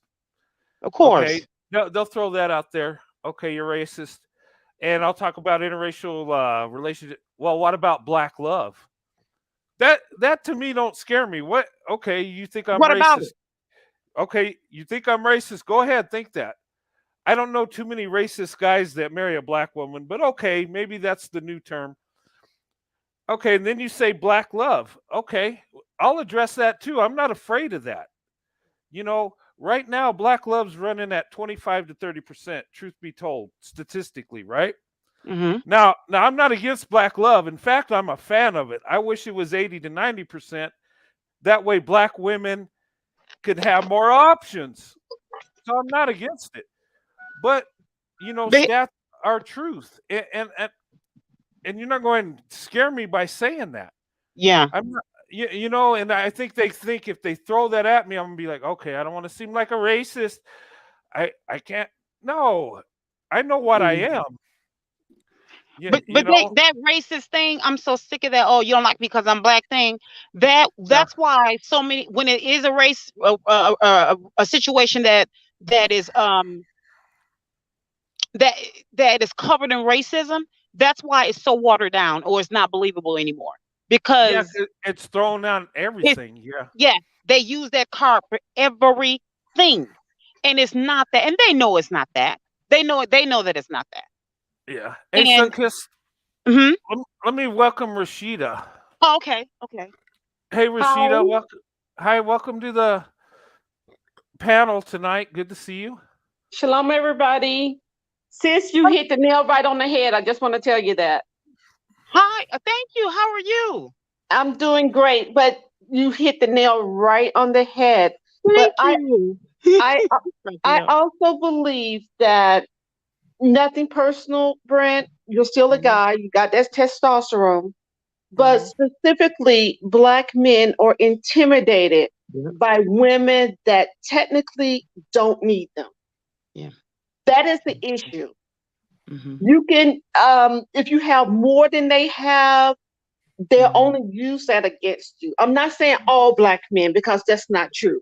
There's always a few that that supersede the what I perceive as the norm, unfortunately, these days. I happened to speak to a gentleman, and the first thing he said was, "You don't want me to get married?" I said, "No." I said, "You need to get married, but you also need to bring something to the table." He was expecting to move into a woman's home and not really give her anything, but, "Oh, don't worry, I don't need to worry about furniture because she's already going to have that." Wow. Oh, man. This is the mentality that we're dealing with on a regular basis. At least, no. This is the mentality that a lot of women are dealing with on a regular basis. I don't do that. I'm not going to bring religion into this, but there are some differences the way Jewish women are taught and Christian women are taught. They just are. A Jewish woman is taught that a man is going to do this for you. If not, he's not even an option. And from what I can see with my Black sisters who are anything other than Jewish, sometimes they settle for less. Many times they settle for less. And how I bring color into this is that if you have a better man, and I don't care what color he is, I don't care. He could be any color, green, purple, whatever. If he's a good man, your behind better consider him for a great marriage partner, because you may not get that opportunity again. So that's basically what I want to say, Brent. And you're doing a great job on the show. I want to tell you that as well. How you made me forget about my work. Thank you so much. Tina, thank you. You are that. I like that. I like what you just said. That is absolutely that was spot on. That was spot on. And I'm so glad to hear you say that. I'm so tired of these guys talking about what you going to bring to the table. This guy had, rolling his head. What you going to bring to the table? He's saying, I said, first of all, keep your neck still, because now I'm concerned. And with this whole, what you going to bring to the table? And I'm going to move in and no, this 50-50 deal. I'm so, I don't need a partnership.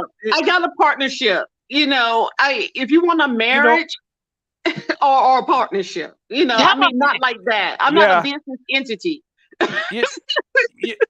You know what's crazy? The stuff I'm hearing on some of these dating coaches and stuff, I'm not going to say names, but they're telling these women, what are you bringing to the table? And, maybe you need to lower your standards and stuff. And I find it, what they're telling women is what my father was telling me. Look, if you want a good wife, you better work hard. You better do this, and you better provide. And you know what? If your family's messed up, your wife and kids, it's your fault. God will hold you accountable for your wife and kids. And it's not their fault. It's yours. And it's like it switched around, like the roles are like different. And I'm like, it's bizarre, because I listen to these guys and I'm like, you sound like my father talking to me. Hey, you need to improve. You need to do this. You need to go to work. You need to work hard. Look, what are you doing, son? You need to do this. Right. And it's like they're telling Black women that's what they need to do. And I'm like, wow. Because I already have a father. I am not going to marry my father. Okay. I take care of myself quite well. I have a beautiful flat.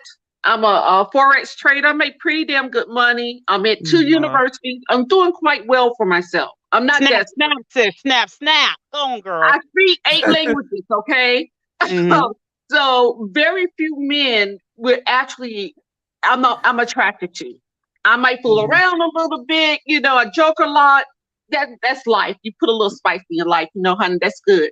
I like my oxtail seasoned, okay? Well seasoned. Just like my life, I like it well seasoned.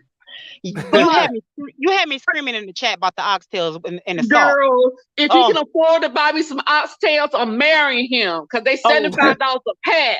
You had me crying. I'm telling the truth about that, though. I know you were serious. That's what you were about serious. That part. 3 trays of oxtails, not 1, 3. I see that part. I'm not cheap, but but we have to understand that women, it's not 2 or 3 or 500 years ago where we got to have a man to keep a roof over our heads, to mow the lawn. It's wonderful to have all of those things. Don't get me wrong. It's wonderful to do that. But we don't have to sell our soul for that. It's not necessary to do that. Have some freaking dignity about yourself. Don't just accept anything with a penis. See, Sheena, when can I buy your book? What channel is your show on? What channel is your show on? Can I get an autograph, sis? I'm just being serious. We're adults here, you just don't have to do that. Yeah. Just just be careful. Don't just choose anything that walks. You don't have to do that. Yeah. And I do Thank that too you. much. Brent, you are not in the you're just not a common man. I'm just being See, honest with you. And I don't get biblical. I'm not the religious person. I'm Jewish, but I'm not that religious. Okay. But what I'm Uh, saying is they say that in the end times, there will be so many women try to hold on to one man. yeah, that's one Just of the to songs. say, give me your name. I would do anything just to say that I have a man. That is not cool. See, that's Rashida, not. Brett, Yeah. you've been holding out on me with Rashida. What so you've been I playing your little sis, huh? You just been holding Rashida out on me? Is that what that was I part of the I punishment? I Oh guess I have unconsciously. I'm oh starting to my learn that goodness. now. I'm sorry. Yeah, It's you all better good. be sorry. I, Oh I my I'll goodness. We I'll love bring you, her. Brett. Oh, thanks. You Love you guys too. Rashida, you please you coming back on us. You gonna come back to when you look for the notification, sis. I'm looking for you. I'm gonna be watching. I got my eye on you. I'm gonna be leaning in with some binoculars with one eye closed, okay? Well, Brent knows. I hope he knows where to find me. happyflower7777 at gmail.com. 4 sevens. Okay, I'll find you. You You'll okay. find me. Hey, But hey, I wish you all the very best. Oh my word. send me an email. I See, don't know how to do that. I don't know huh? your email, Brent. Okay, I'll put it up here. That means I I have to actually look. I got to be able to get these glasses on and everything. What you trying to do to me? You You know are I'm old. you are I just see that's what I love. It's about just basic common sense and self-worth. It doesn't have Yes. to be nothing huge. It's just and enforcing that self-worth. So many of these young girls, I get so tired of hearing and say, I know my worth, I know my worth. But you just left the club from getting your wig snatched off and fighting over Jerome. Oh Y'all my think goodness. you fighting over Jerome because y'all trying to figure out if he gonna be at your house or hers, and y'all been pregnant at the same time, but you Oh know my your goodness. No. oh Now, man. this was a long journey, but enough is enough. Someone have to say, you don't have to live like that, sis. You don't have to live like that. and I'm Choose like, a you don't good quality know the man. If he's white, God bless you. Have a great marriage. Be there for your man. Take care of your man and leave the naysayers alone. that's Seriously. It's all that, and about family. see, and that's why I'm like, get you. It's about, and it's not about. Oh my goodness, and I'm like, okay, and this whole, no, this, no, like you say, it's 50-50. I don't mind helping this and the other. That's fine, but you don't stay 50-50. No, we're not gonna do that. You can go to college and get you a roommate to do a 50-50. Come on. That's No, so we're not gonna do 50-50. 50-50. No, if you can do 50-50 on your light bill, your own light bill. You can do 50-50 on your own rent or whatever. 50-50, you can make arrangements on that. Whatever you're going to do 50-50. You don't do 50-50 with your mama. Okay? Y'all live Mhm. together and do 50-50 with your mama. Help your mama out then, if that's the Mhm. case. But Mhm. I don't get this whole, listen, if a guy asks you, and I have told young ladies this before, and I will continue, and I try to tell this to my sister, but it's too late. I couldn't, you can lead a horse to water. But I said, Can't make him drink. listen, if you can play Yeah. wife, then you can be wife. Ooh. Mm. If Yes. you can play it, you can be it. That's Okay? right. Now she That's listened something with her first husband. inherently gifted with women. We are born to be compassionate. We are born to be creators. Mm-hmm. When you come Mm-hmm. into a home, that atmosphere is supposed to be one of love, of light, and of Yes. laughter. Mm-hmm. That Mm-hmm. draws the man in, that makes him so happy that, oh my God, when I get home, I'm so happy to be home. Yes. There's a Yes. lightness of our heart and spirit that's supposed to be there. All the harshness is supposed to go away. Mm-hmm. And then Mm-hmm. that ultimate feminine spirit will come out and say, baby, I'm glad Mm-hmm. you're home. Mm-hmm. Thank you Yeah. for Mm-hmm. coming home so early. Let me Yeah. take your shoes off. Let me rub your feet. Yep. And you're going to want to rub his feet. You know why? Mm-hmm. Because he's the man. He's a He's man. coming And home to thank you. you. And then he's done his job to earn that. He That's has right. given you reasons to want to do that. And That's this right. whole, like with Destiny's Child, when they did that, let me cater to you. These girls were, this was told to me that, and I heard some young ladies talking about this. They wanted to sign a petition to get that song taken off the radio because they were saying it sounds like so I don't know if they were saying it sounded like she was being want to be teach girls to be subservient to their husbands or something. What's wrong There's with that? more strength in being a servant than a fool. But that my thing Yeah. is, she talked about what he did to make her want to do these things. Darn right. A good man will want you Yeah. will make you want to do those things. A Yeah. good man will do that. If you're a wise woman, if you're not a fool, but Thank if you. you're a wise woman and you recognize what he is truly bringing into your life, not to the Thank you. table, forget the damn table. Oh, excuse me, sorry. Forget the table, Big deal. but what he's bringing into your life, you're going to want to do that so badly to say, I am so pleased to have this mate that my father sent to me. We have something in Judaism called Beshert, which means the other half of my soul. That is different than your mate. He's the other half of you. You would never, ever, ever be able to divide yourself because that's your part of your soul. If he hurts, you hurt. If he falls down, you're down. It forces you to be one person instead of two people. Yeah, you come That's together as one. our concept. So it's a little bit different. But yeah, you're going to want to do those things for him, and you're going to be happy to do those things for him. And I was in someone else's. I'm sorry. Go on. Go on. No, I'm sorry. I just wanted to add something when you were talking about women being subservient, and because the man did this, she wants to. I see that. And it's a natural thing. When I go to work, and it's just simple things. When I go to work, I come home, I'm sore, my wife's there, and she'll hug me, and I feel good. Like it just feels right, even though I'm tired and stuff, and it feels pretty good. There was a time when I retired out of the Army, and I was in transition. And for a little amount of time, my wife was actually making more than I was. And I felt so low. It just didn't feel right. I ended up working 3 jobs to try to keep up with her. And people might say, well, that's crazy. You just haven't got your job, your transition. But I just didn't feel right. It wasn't that I got to outdo her. It's like I got to be the provider. And I just didn't feel like it at that moment in time. Right. And things worked out, but I just think it's a natural thing that you got to provide as a man. You don't feel like a man if you're not.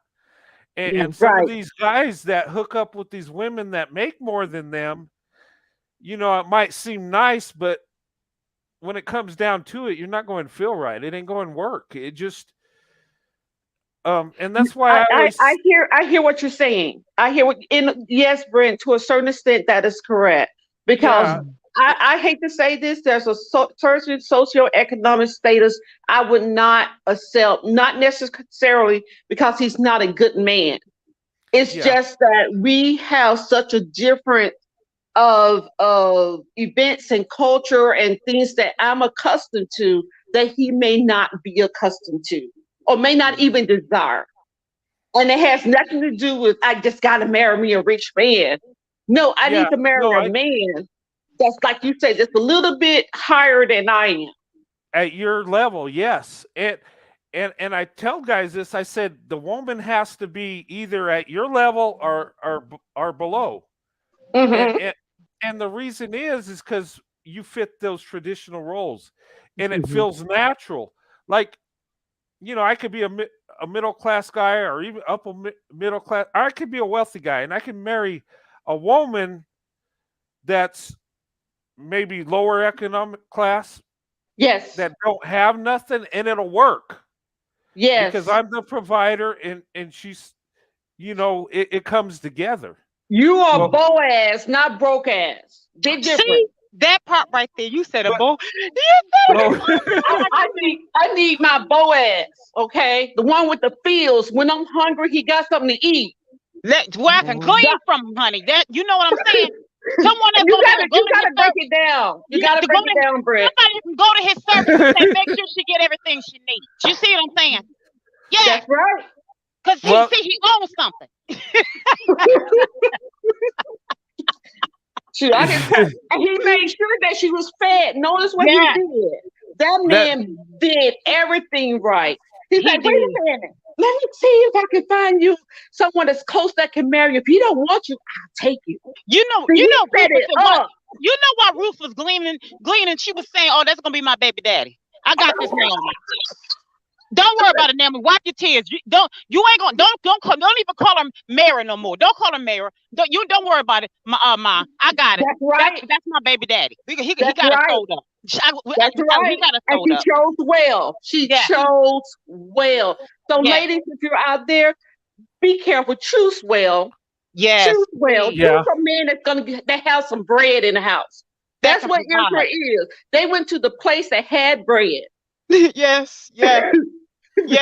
He got it hooked up. I mean, yeah. He hooked But the her up thing for real. And the thing is, seriously, they both were broken in so many areas, emotionally, mentally, and Yes. like I say, even she went from and here's the thing, Naomi was spiritually, and she was at that moment she was feeling broken, and that's why she said, "Call me Yes. Mara" at that time. Yes. But the thing is, they both were broken, but Mhm. Ruth. She went and she was looking out for her mother-in-law, but the thing is, she was like, "Oh, you got me? You got me? You provide?" Oh, yeah. I didn't hit a lick. Oh. He's Well, an that's older what man. we're waiting for. Yeah, he's an older man, but look, Mhm. he's a good provider. She's like, oh, well, shoot. Hold on. Let me He fix my hair. can take care of business, obviously, because they had a kid. Yeah, let me fix my hair. Let me fix my outfit. She was thinking at that time they were in a bad place, and emotionally and all that.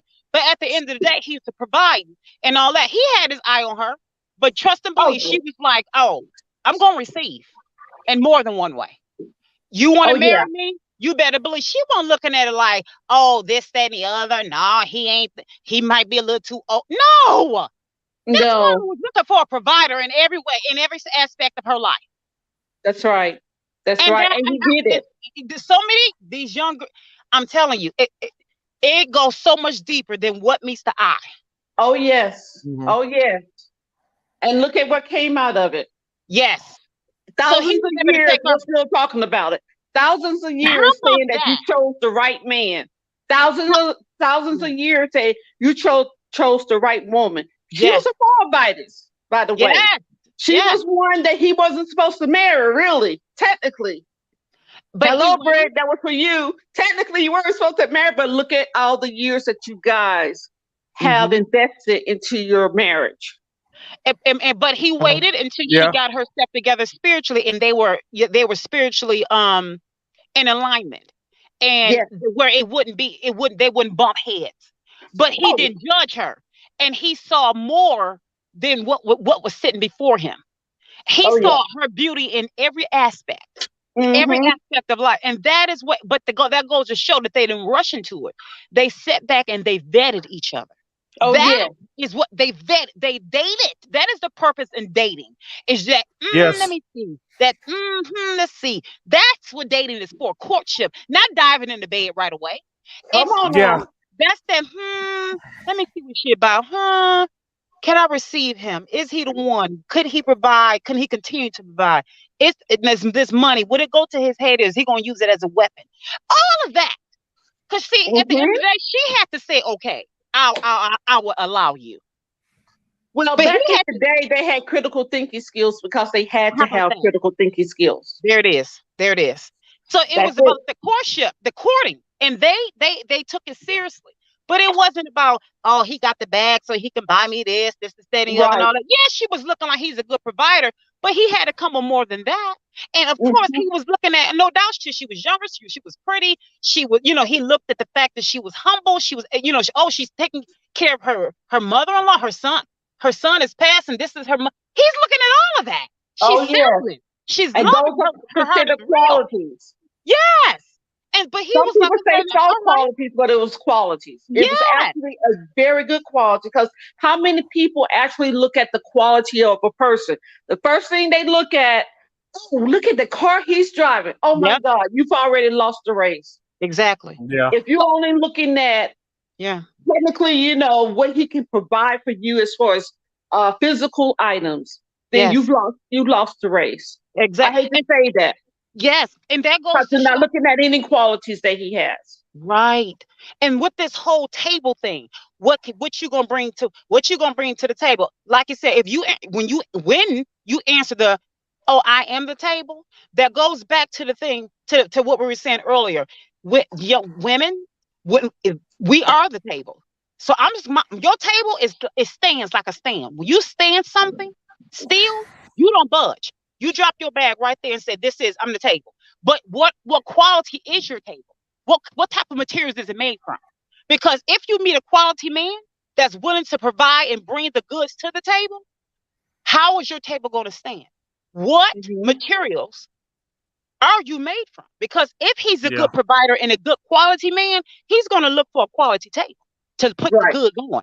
So you got to be, if you're looking for a 10, you do have to be a 10 for him. So here's the thing. Everybody's 10s look different. Yeah. My 10 may look like a 4 to someone. And somebody else's 10 may look like a 3 to me. It all depends. But the thing is, what quality? How does your quality, what is it made from? If your 10 doesn't meet his standards, then don't get mad when he say, no, I do have the goods to bring to you. I have what it takes to provide. But your table is not made out of quality materials. And then he may pull back and say, but you enjoy your day, enjoy your life. It was nice meeting you. And he goes on. So that is so deep. That is so very deep. Brent, I'm not just trying to build you up. I don't have to do that. I don't owe you no money, Brent. I owe you nothing. Okay, you don't owe me anything. No, I'm just going to call it the way I see it. I read your comment in the thing, and I was crying tears laughing. I said, Lord help her. Brent, the energy that you bring here, and this is for anybody that can receive it. If you keep being around men that are low energy, you're going to attract low energy. Thank you. I'm around you, Brent, because guess what? You have many qualities I admire. And I admire you, man. I don't even know you, and I admire you. I wouldn't be talking to you if I did not admire you. Okay, it'll be like, oh, I got something else to do. I'm making money right here. You pulling a Jewish woman from trading. You leave me. Oh man, I'm making money on Forex right now. You got me talking to you now. That means a lot. But if I'm around you, that opens up a world of visions of attracting a better quality man, because all your energy, all your male positive energy is still stuck to me, because it's coming to me one way or another. We're not intimate, not nothing like that. But if you stick around men like Brent, your quality of the men that you meet starting now, right now, it's going to be more like Brent. You keep sticking around low energy men, you're going to keep attracting low energy men. So you have to make a difference in who you want to be around. Yes. You have to make a choice.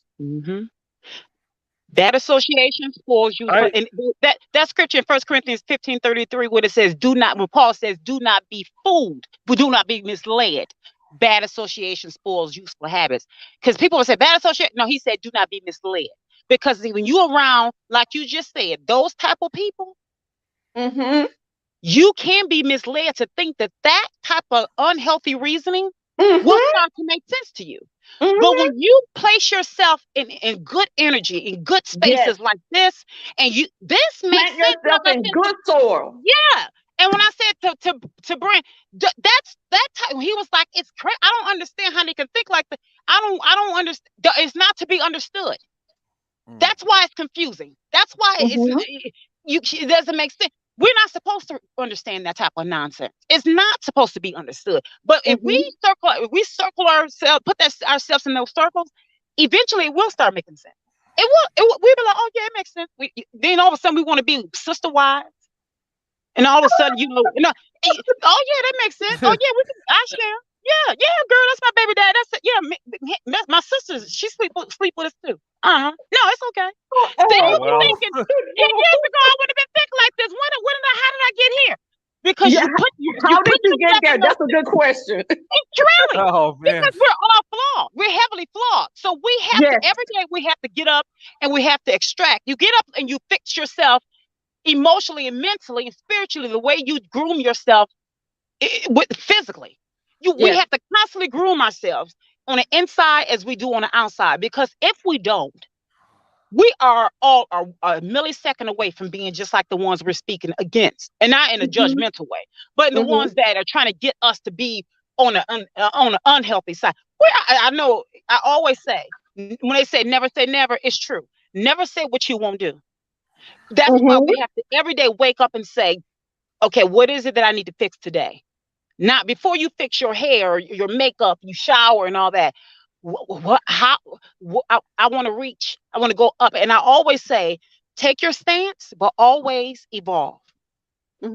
Take a stance, stay where you're at, but always be willing to evolve every day. Elevate yourself. Never change who you are, but always be willing to elevate yourself. That's good. When you do, that means you are humble enough to realize that you're humble, that you are heavily flawed, and you are no better than the next person. And you need to look inside yourself and nitpick all day long, and be willing to reach down to help someone or to admire your brand new shoes. That's the only time you need to look down at anyone. That is so true. But at the same time, always be careful as to who you're around. Don't judge them and say that's why I can't be around. No. Always embrace the next person, but never allow yourself to be around them long enough for them to change you, because we all can end up being just like that person that we're judging. So never put yourself.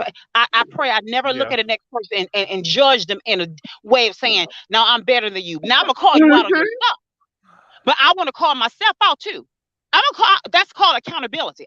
Because I'm imperfect too. I'm gonna call myself out. And if you call me out and I'm wrong, I gotta own it. Because the thing is, Black men don't want to be held accountable. They want to gaslight. They want to, do everything but. But the thing is, am I making sure I don't do that? Because if I do that, you call me on it. And if I'm wrong, hey, it may not feel good or taste good, but I gotta own it. And I gotta fix it. And see, that's what we have to remember. Hey, ladies. Yeah, hey, I just want to say I'm enjoying you guys. I'm listening, taking this all in, and I just want to say thank you for your kind words, and I'm humbled by it. I'm really grateful for it. Thank you.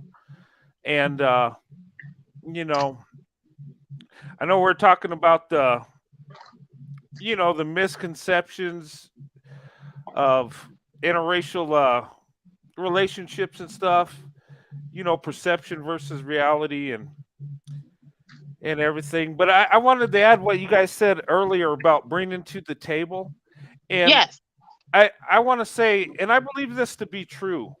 You hear men saying, okay, what are you bringing to the table?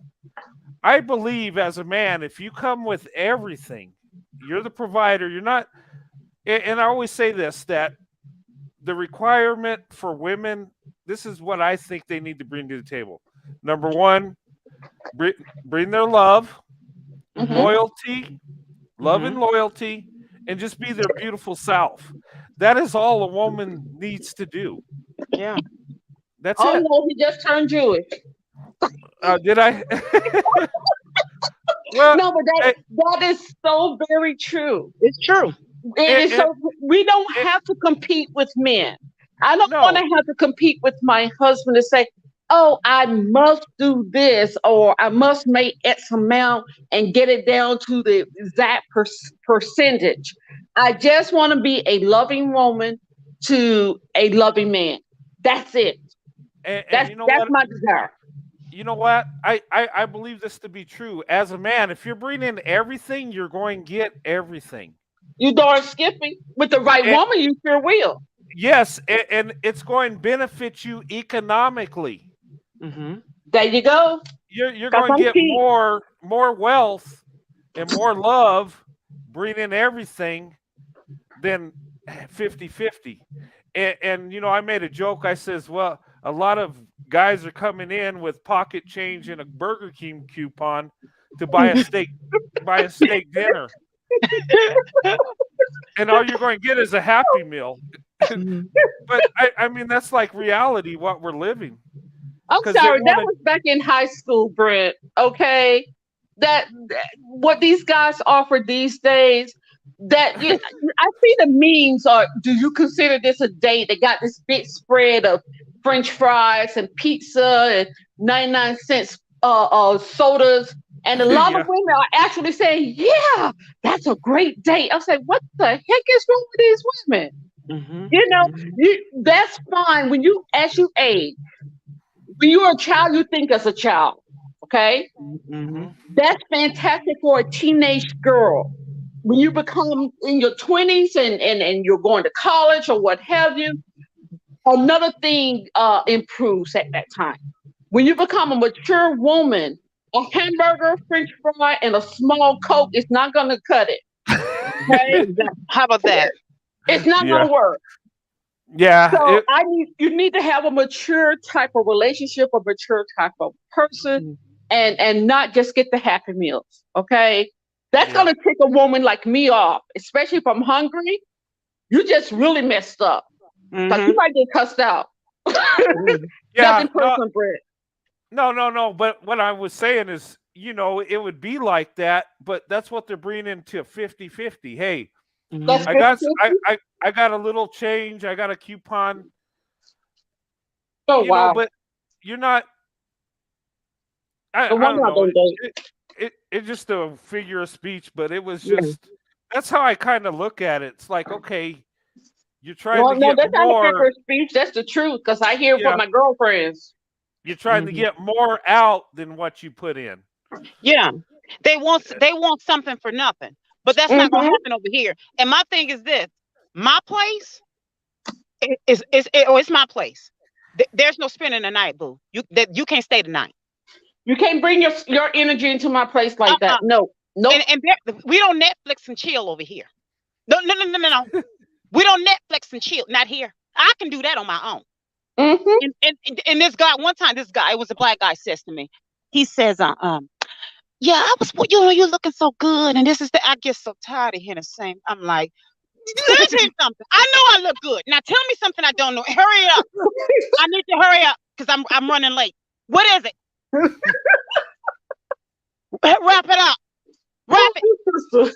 And he was like, oh, yeah, I was just wondering if I can get your number and everything because I want to take you to. Oh, hold on, hold on. This is still that. He said, I want to take you. Yeah, I hope y'all sitting down.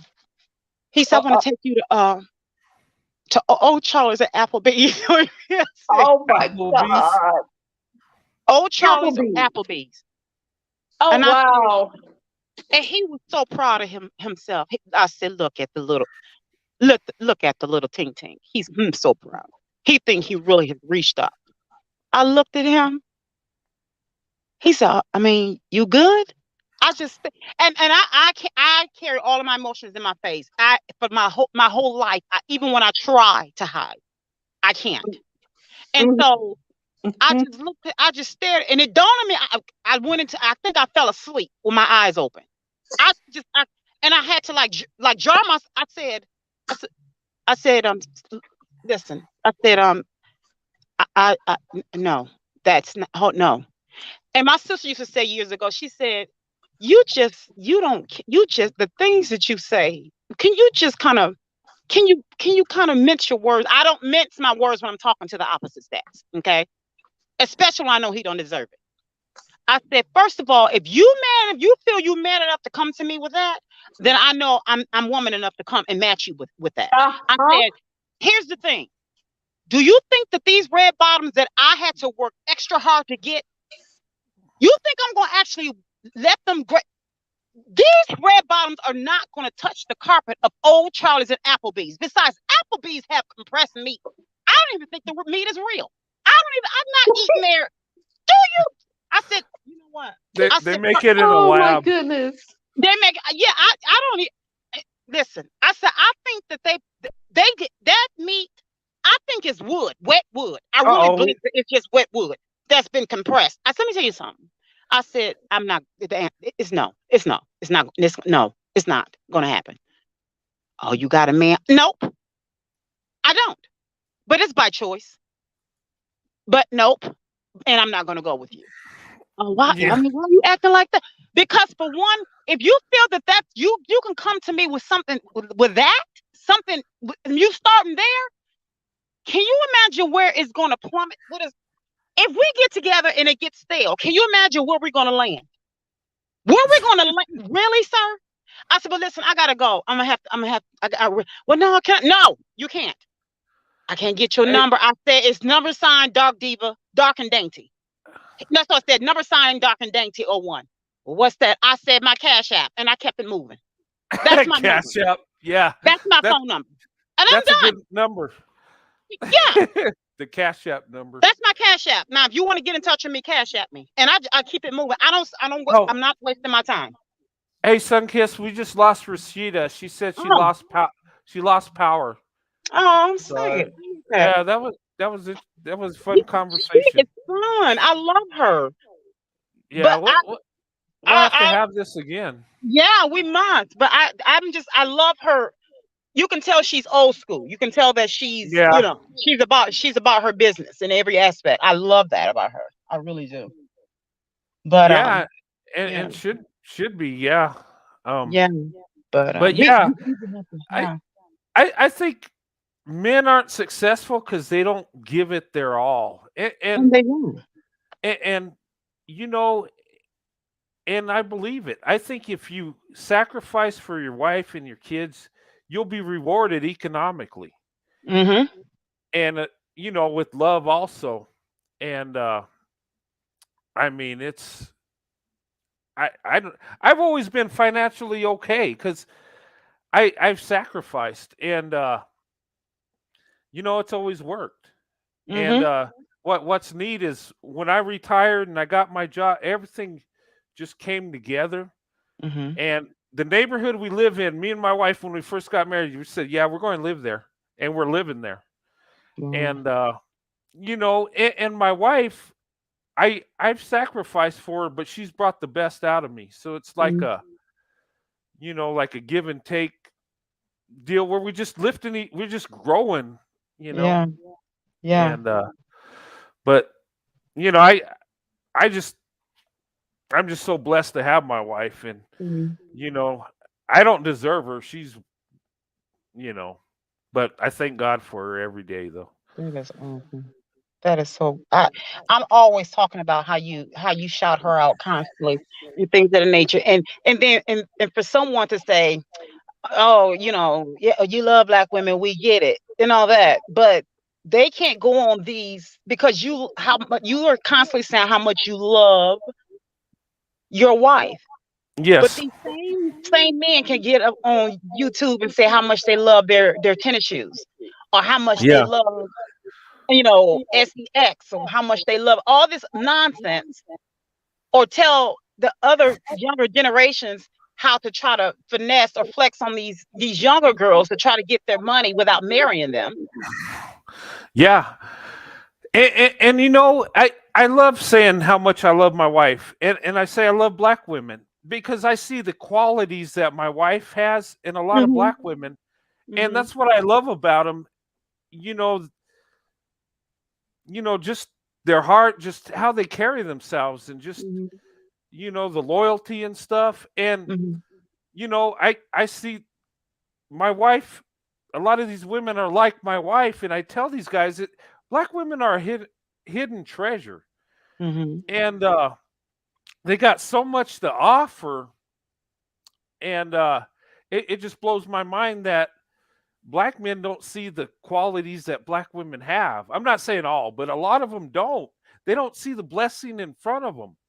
If this woman is going to go to bat for you and be there for you and be loyal to you, and break her back to try to lift you up, my God, how much better of a woman can you want? I mean, this is like the ultimate woman. And, and I don't care if people say, yeah, we get it. Why do you got to keep saying it? Because I want to say it, because I love saying it. It needs to be said. And because you can. It's freedom Yeah. of speech. You can. And if they don't like hearing it, go to the next channel. Yeah. But, well, I got some hate watchers too. So, but they're welcome to come watch me and get mad. It helps with the algorithm. I mean, that's fine. Look at it that way. Yeah. Go right ahead. Keep watching. Yeah. Hey, Those Brett, are probably. Hey, Miss Anita. Hello. I'm so very sorry that I'm getting on so late, man. After getting off, I dozed off. I literally dozed off. Oh yeah, So much.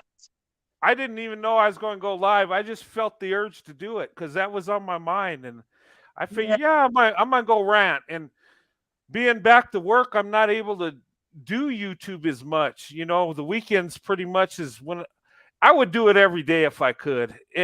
That's right. I got a good job and it pays well, but dang, if I could do this as a job, I'd be researching all day and going live. But go, Mr. Brett. I mean, honestly, you have a very good show, and we all love you, and you're doing extraordinarily well, and support you. And I thank you so very much for your support too. I really sincerely appreciate it a lot. Oh, thank you so much. I appreciate it. Yes. But I mean, everybody on this channel is awesome. You ladies are awesome, and you guys too, man. It's just uplifting, I go in and just say how I feel, and just having these discussions, it's just awesome. And like I said, I want to put a positive spin on this, and it's not a spin, it's actually reality. Mm-hmm. Black women and white men, are coming together and doing amazing things. We complement each other. And I say we're the power couple because in our communities, we're the workhorses. We're the ones that make it happen. Yeah. And when we come together, we hit the ground running, and a lot of wonderful things happen. Now, does that mean all of us? No. Does that mean other groups don't do that? No. But what I'm saying is, statistically, amazing things are happening. And I think it's because we're strategic and we're thinking beyond the hookup. We're thinking beyond the physical. We're thinking family, marriage, and beyond. And I think that's why it lasts longer, because there's and that's what we want, that's how it should be. There's more structure. Leading towards marriage. Oh my goodness. Yeah. It was one guy, and you may have seen him, Brent. I'm sure you probably have, but they had him on, someone was showing him on the channel some months ago, and probably a year ago, or I don't know. But anyway, he was saying that statistically, they were saying that black women and white men were the stronger of the two in their community. Yeah. When it comes to, family, how they view family and all that, what you just said a little bit ago. And when we're brought together, that is why we tend to have longevity in our marriages. And because of that, what you just said, and that is the reason why.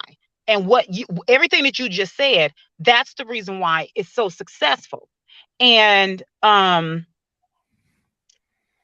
course, people were trying to say, "Oh no," he said, you can Google it. He said, but I'm not going to use Google because I don't, you can't really trust Google. He said, but just check the statistics and to show that is actually the case, and that is why, because we are the strongest of the two when it comes to basically taking on ownership or taking on whatever tasks that's laid before us. We take it, we run with it, and we commit to it.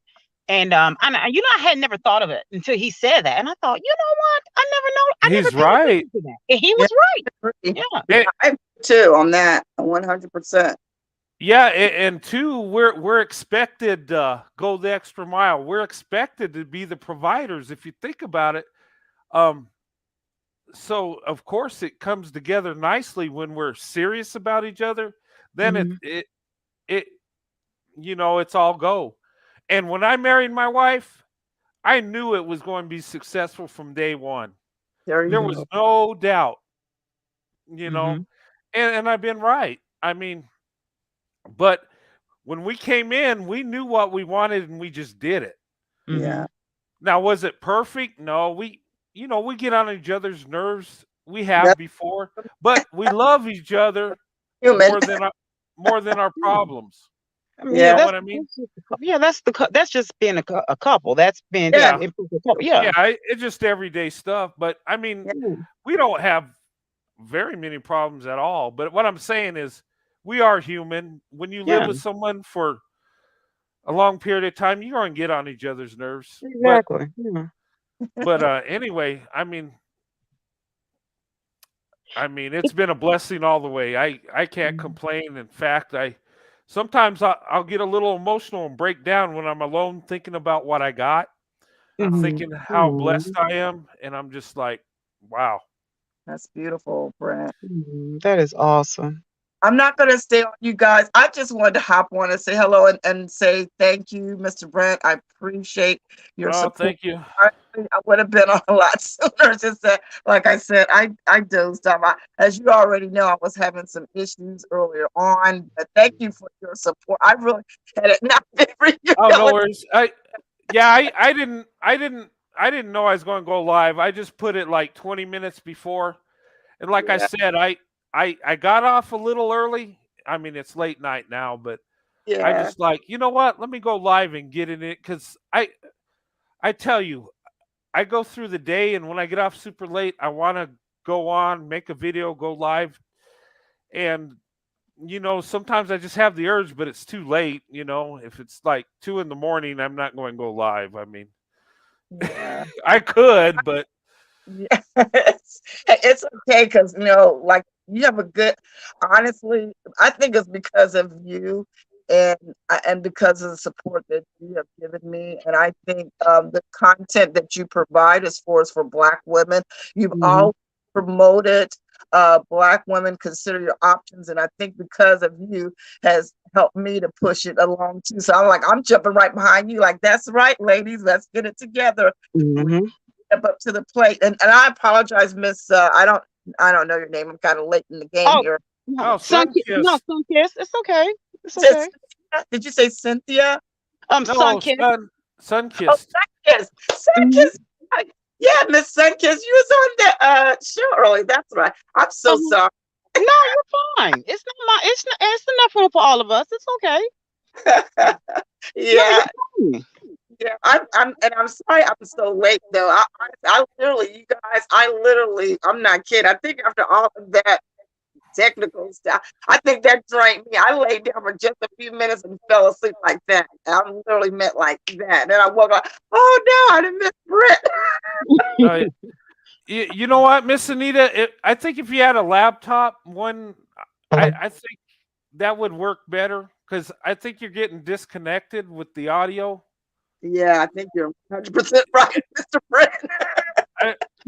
Yeah, if you have one device, yeah. I'm going to have to check into that. That'll be my next investment. So, yeah, you're exactly 100% right. My gosh, man, that's embarrassing, you guys, when you think, like, okay, everything is running smoothly. I set everything up, and then all of a sudden, like, here we are again. So, I'm sorry. I didn't mean talking about that. I just wanted to say thank you for all the Yeah, I appreciate it. No, it's growing pains. When you're starting out a channel, they're going to have that. And in fact, I thought was one of my worst videos is doing the best. It's crazy. Isn't that how it's though, Mr. Brett? Yeah, it's your work. God and step in like, nope, your worst is your best, because maybe he steps in and he puts the super on top of the natural. I've heard a minister preach on that one time. Yeah, I think so. Yeah. But anyway, All right. yeah. Well, sun. Okay, wait a minute. Sun kiss. Sun kiss, like Sun yeah, kiss. like you kiss the sun kiss. Right, that's right. Sun kiss. That's right. Straight out there. That's No, right. that's okay. That's okay. No, but I'm so glad that you were able to get back on so we can get a chance to meet each other, kind of, chit chat together. So no, it's okay. Thank you. Yeah, because I saw you in the I actually saw you in the feed earlier. Yep. I remember you were the very first. As a matter of fact, I think weren't you the very first one? I was one of the first ones. Yes, I was. I was one of the first ones. Oh, you helped me out, then Brent jumped on. Yeah, I said, boy, it takes a village. Help the old lady out here. That's okay. You know what? For the longest, remember, Brent, I was trying to get on a couple to a few months ago. I can't remember, and mine wouldn't let me through. Something was going on with my phone at first. Yeah, I remember that. Yeah. Yeah, because I couldn't, for some reason, he would try to get me in, and I couldn't. I just couldn't get in at all. And yeah, it was like the device wouldn't hook up. Yeah. It wouldn't connect. Yeah, so it wasn't just you, honey. Listen, I'm old too, because I was like, I gotta go to a store to ask one of these little kids to help me with this thing. Yeah, there you go. I'm right there, because I'm right there. So I'm the same way. You know what's crazy is my 5-year-old granddaughter, she's got her tablet and calls me and my wife and does all this stuff on her tablet. I'm like, wow. I know. I'm like, yeah, it's amazing. I mean, she'll get on YouTube. Well, I mean, my daughter has it, where she only goes to children's YouTube. Yeah, my was the same way, Mr. Brett. Yeah, but I mean, she gets on there. She watches her movies. She does her thing. She calls me and my wife all the time, and it's cute though. It's nice. I love it. I love it. That's beautiful. That is so cute. It was a doctor said, it's like he said these kids is like they're being born with their index fingers poked out or something like that. Yeah, it's like they come out knowing that. I'm like, how in the world? I can't. I don't know. I remember back in the day when we didn't have cell phones, and I remember sure did when I was in high school they came out with beepers. That was the thing. Yeah. They had like different color ones, and it was a cool thing. Someone call you. Oh, I got a call, and then you run to get a payphone. Oh, and do you guys remember when they were able to make words with the numbers? You could like take the numbers and flip them, like put the numbers in a certain way, and you can have spell the words out with the number. If you could do that, you were tech savvy. You were considered tech savvy. You can do that, and even I couldn't even do that. I was like, well, you know what? I'm gonna let this pass me up. I didn't know anything about that. So. Yeah, see, and the thing is I was an observer. I couldn't even do that. Okay, so yeah, and I kept a pager for a long time, even after cell phones came out. I'm just a slow mover. I'm old school. Hey, I'm right. You said so. Don't even sweat that. You're not alone. Yeah, I'm one of those. I can't. I'm just like I have this stuff that I need for my business, but I only have it because either that or they're going to put a gun to my head. So I choose the computers and stuff. I'm not ready to go yet. So I only have it for that. So kids, I remember one time, and it probably was something really simple. I'm going to share this with you guys. Mm-hmm. I needed some help on my TV set because my 13-year-old grandson plays his game. He used to come and hook his game PlayStation. But it was something that I was trying to do on my TV set. I could not figure it out, nothing. And I think my screen kept going blank on me or something. I had to call him up. Hey, ladies, I got to step out for a minute. I'll be right back. Okay. Okay. So, Miss Kim, Anyway, to make a long story short, he had to tell me like, he calls me Momo. That's my name for it as his grandmother. So he says, you got to put this into the, wait a minute. Oh Lord, what's it called? Put those things in the side. So this is how technology savvy I am. But it was something real simple. All I have to do is take the cord, put it, plug it in another way, and cut right on. That's what I'm talking about. He said that all you had to do was to do what now? It was it's HGMI or something. I'm probably on that, but it's something that it's two different, it's like two different outlets on the side of your TV set, or maybe in the back of the TV sets, and I couldn't figure it Oh, your computer or your phone is kind of like kind of going in and out a little bit. You're cutting out just a little bit. It's like echoing and cutting out.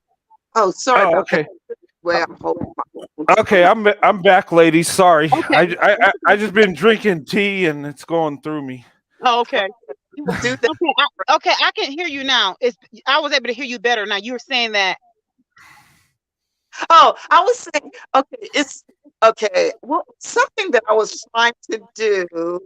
I think I was switching my main remote to my TV set to my I got the fire stick, but was something really simple. Let me just say that I couldn't figure out, like, it's not working, and I guess you say no, you have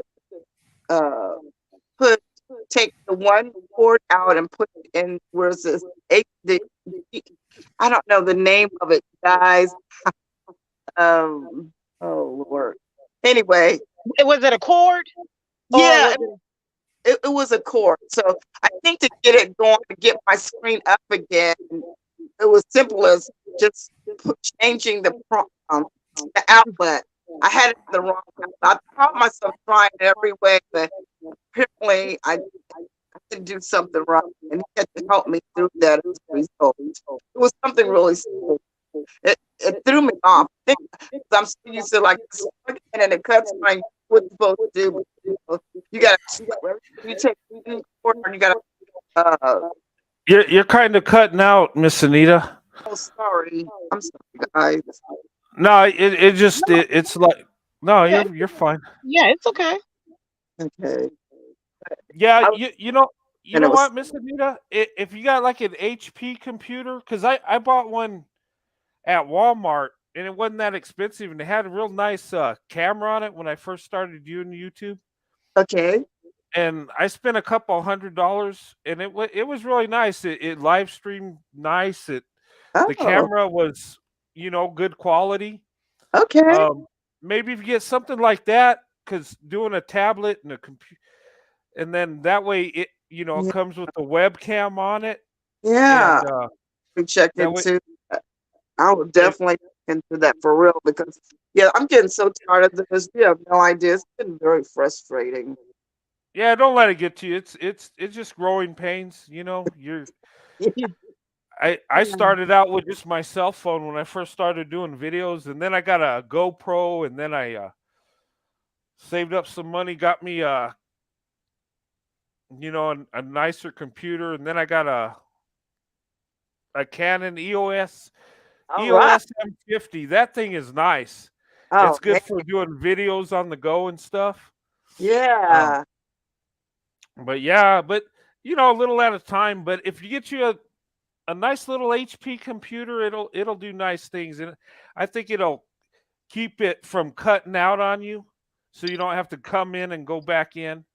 Yeah. I think, Mr. Prince, I think I was always fearful of the laptops because of the tiny keypads. I've been on them like once or twice in my lifetime, and it seemed like the keys were so weird. So somebody said you you can get your own keypad to connect to the laptops. I think I may have to go that out.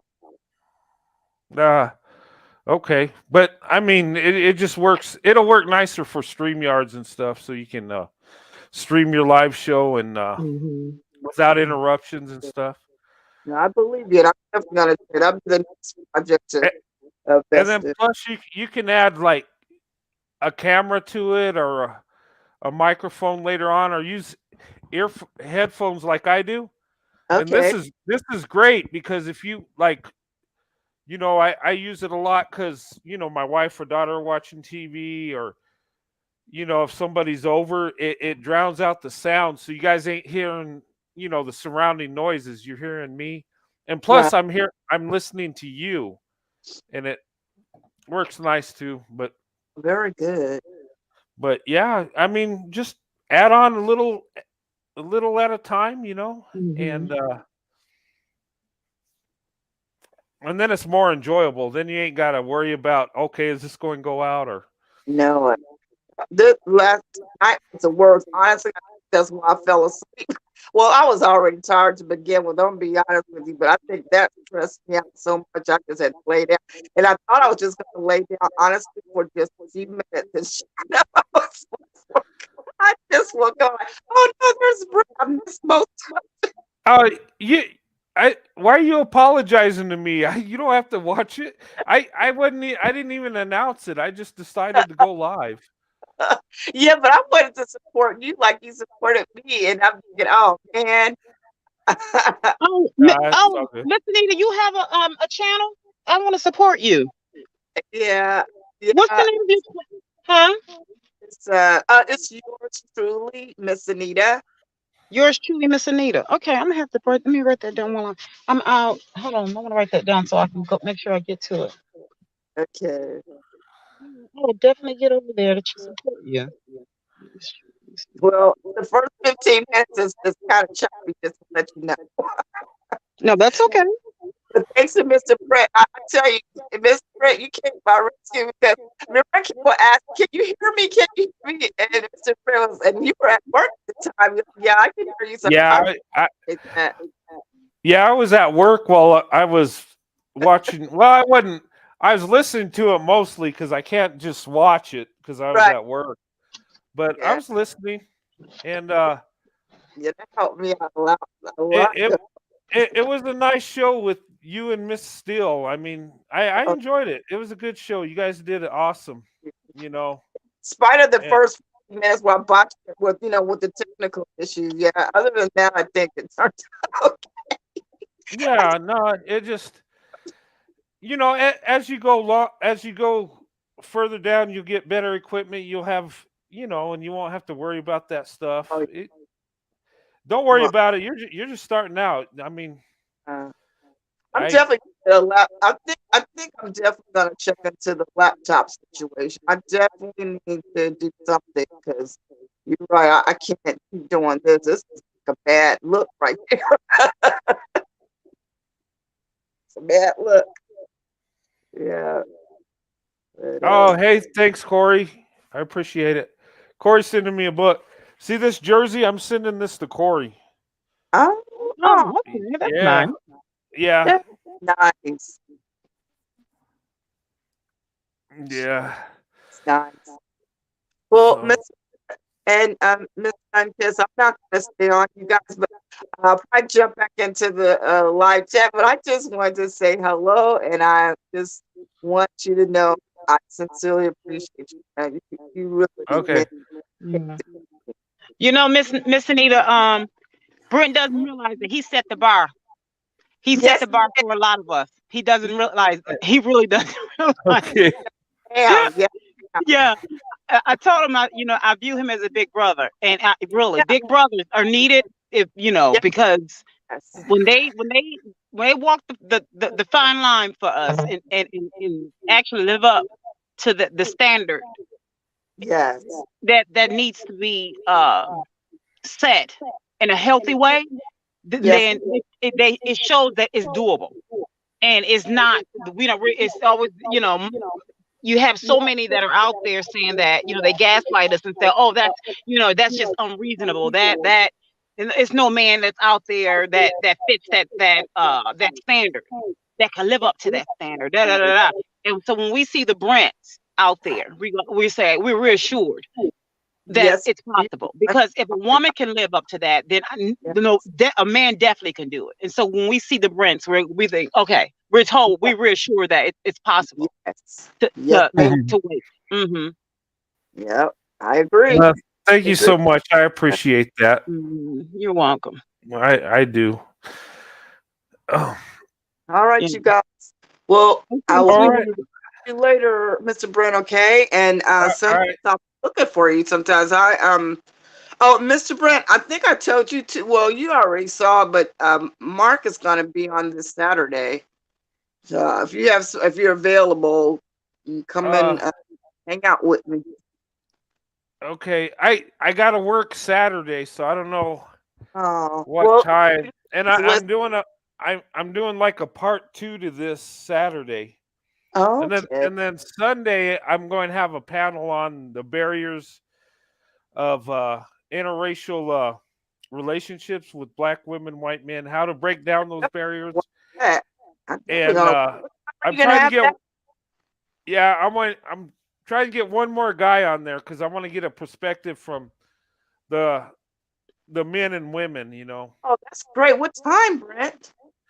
Uh I'm looking about 9 o'clock Eastern Sunday. Okay. All right. I'll have to look out for you then. Yeah, I'm gonna have to be looking for that.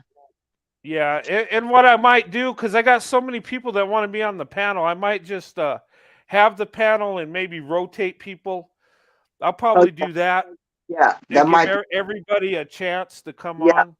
yeah. Mhm. So, and we'll just rotate people through and just give our perspective on it, how we can break the barriers, and Oh, that sounds like that's gonna be a really good show. I'm looking forward. It is. yeah, I think it will be. I'm looking forward to it. We have fun with that. I definitely want you and Joe and Danny back too at some point in time, and hopefully we can work our schedules out where we can all come together.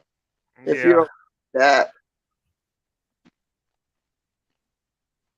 Oh yeah, we could work something out. Yep. All right. Dang, All we've right. been on for over 3 hours. Wow. Funny how time flies when you're having fun, right? Oh yeah. Well, Mm. there's been Right, times guys. we did 6 hour streams. Like Wow. yeah, we went Yeah. on and on at times. Oh, Mr. Brent, that's why Yeah. you're doing so well. Well, I enjoy it. It's awesome. Yeah. I you know it just you know it just you know when you feel the love from people, and you know I try to give everybody love, and it's awesome. And you know Yeah. I can tell people about my life and my experience, and I can, you know, because there's so much negative, like Yeah. Mhm. True. really, You're and uh, it's not like that. And you know our marriages are lasting. There's so much more positive that we're not even talking about. We're just focused man.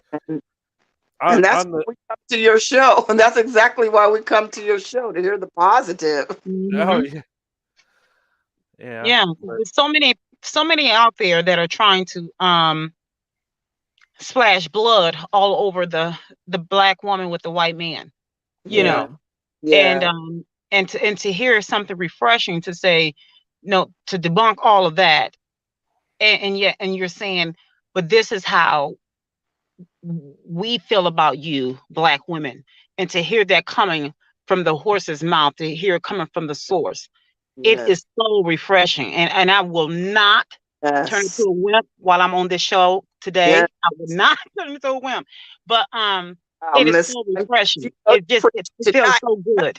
I refuse to be a wimp tonight. But it really is refreshing. In fact, I was on somebody else's live, a couple of lives, and I was telling them about your show and telling them how, you know, how you make us feel as black women. Yes. It's Yes. just like right now I get chill bumps. How, you know, it's Yes. one thing when we as black women tell each other that.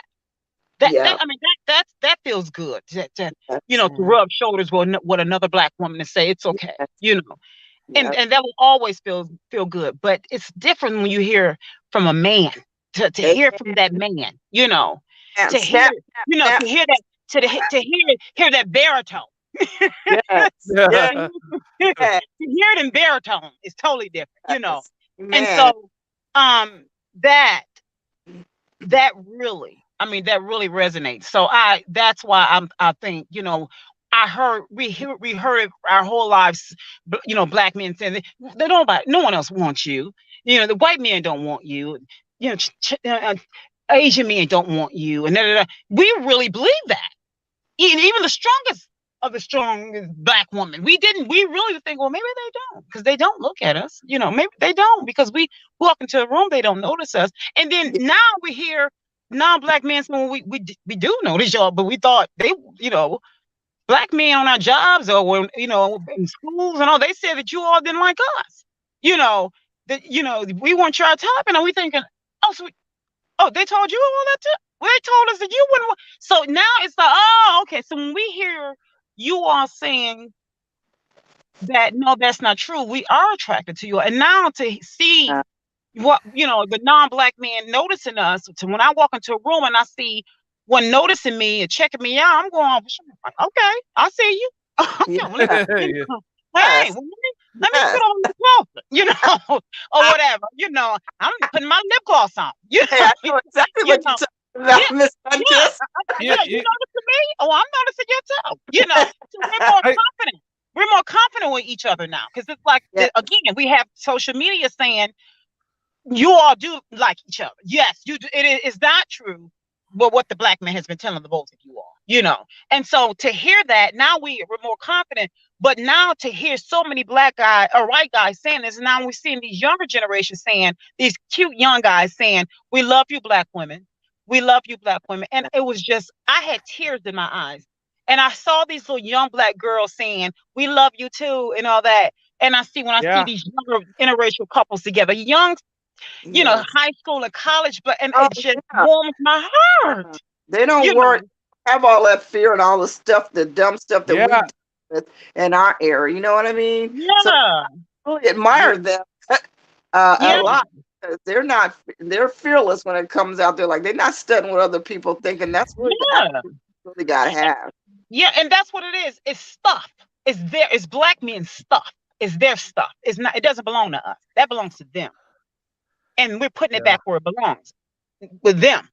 And so that's what so to hear you all say that, Brent, it just, it just warms our heart. It makes us feel safe, you know, and we value that. We really do. And when I'm out and about, and when a cop asks me, are you okay? You good? You, and I'm thinking, oh, okay, okay, yay, you know. And he's, the cop is looking at me like with a grin, like, you know, I'm like, hey, you know, right? Okay, you want to arrest me? You can arrest me. You know, I'll be your criminal.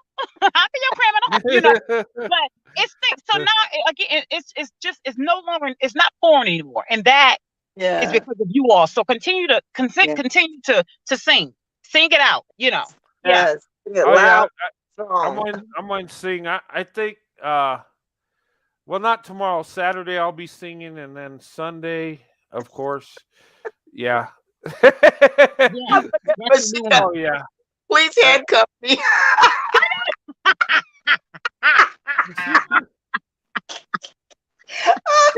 I know that's right. I know, right? That's so funny. You're right, but I just, you know, and I love it because now it's not a big. It used to be it was a young lady in the chat. She was saying, well, how do I know if they're racist or not? And I used to be thinking that too. I no longer consider those things, because you'll know.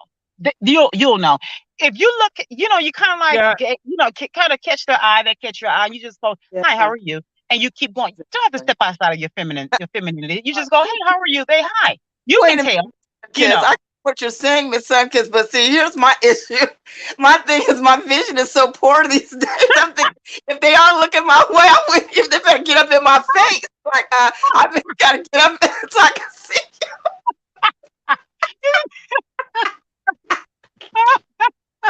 Oh God! I mean, they could be looking dead at me. I'm just saying, they could be looking dead at me. I'm like, I don't know. Tell them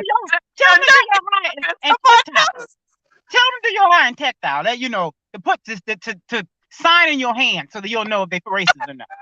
No, but no, But you can even hear it in their voice. If you just walk behind her, you can tell of a person how they're responding and just the tone of their voice. You'll know. For sure. Yeah, for sure. Mm-hmm. Yeah. Rashida said, I can't see either. Hey, I don't stand alone. Thank you, Miss Rashida. And I gotta come up and tap somebody like, oh, okay. Oh, hey. I'll definitely show some, be friendly. You have to get right. You know what? I have even said, if a white guy open the door, a non-black guy open the door for me or something like that. I said, oh, thank you. I value that. I appreciate it. They all, oh, you're welcome. Oh, I said, thank you. I value that. I say, and I really like that shirt you have on it, or those shoes. Thank you so much. And they'll look like she noticed. Hey, it's things, some simple things like that. Yeah. Hey, let me give a shout out to Indiana Mom. Yeah, I was looking at Good that. to see you. Yeah, she's been married since 1994, just like I have. Yeah. And she's got 3 kids too. That's pretty cool. Cool. Yeah, she was on the alive too, and yeah, see that proves that our marriages are lasting. Yeah. Oh, wait a minute. Is this the one? I think I heard her on the live.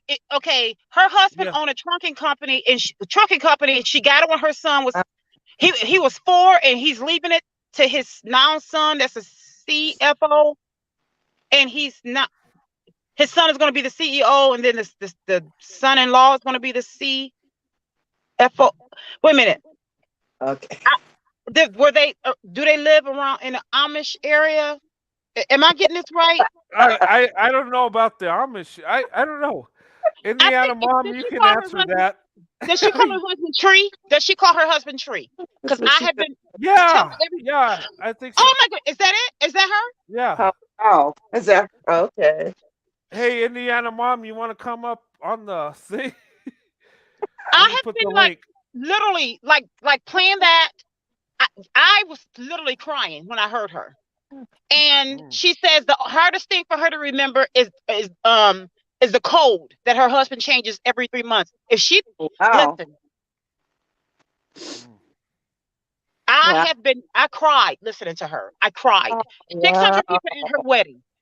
They're about to have they were going to have their granddaughter, their first granddaughter or something along those lines, 5-bedroom home. Okay. Please, don't think I'm stalking you. I was just really intrigued by her story. Yeah. So she'll come up. It come up if you come on up. Yeah, come on. Yeah, the party's still going. We were at 70, now we're at 30. People are starting to go to bed like, okay, it's like 2:40 on the East Coast. Where I'm at, it's almost 1 o'clock. So yeah, it is 2:40 my time, Brett. It is 2:40 my time. It is. Yeah, it's 1:40 my time. But keep in mind, though, you guys, I had my nap. I'm on my second win now. I was gonna tell you, you got your second win going. Yeah. Yeah. I'm not, but tomorrow's my Friday, so. Okay. So that's all good. Yeah, come up, Indiana Mom. The link's up there. Indiana Mom, come on down. Come on, boy. Yes. Hey, Rashida, send me an email so I know where your channel is. I love Rashida. Yes. Rashida has her own channel? Wait a minute. I think so, don't she? Does she?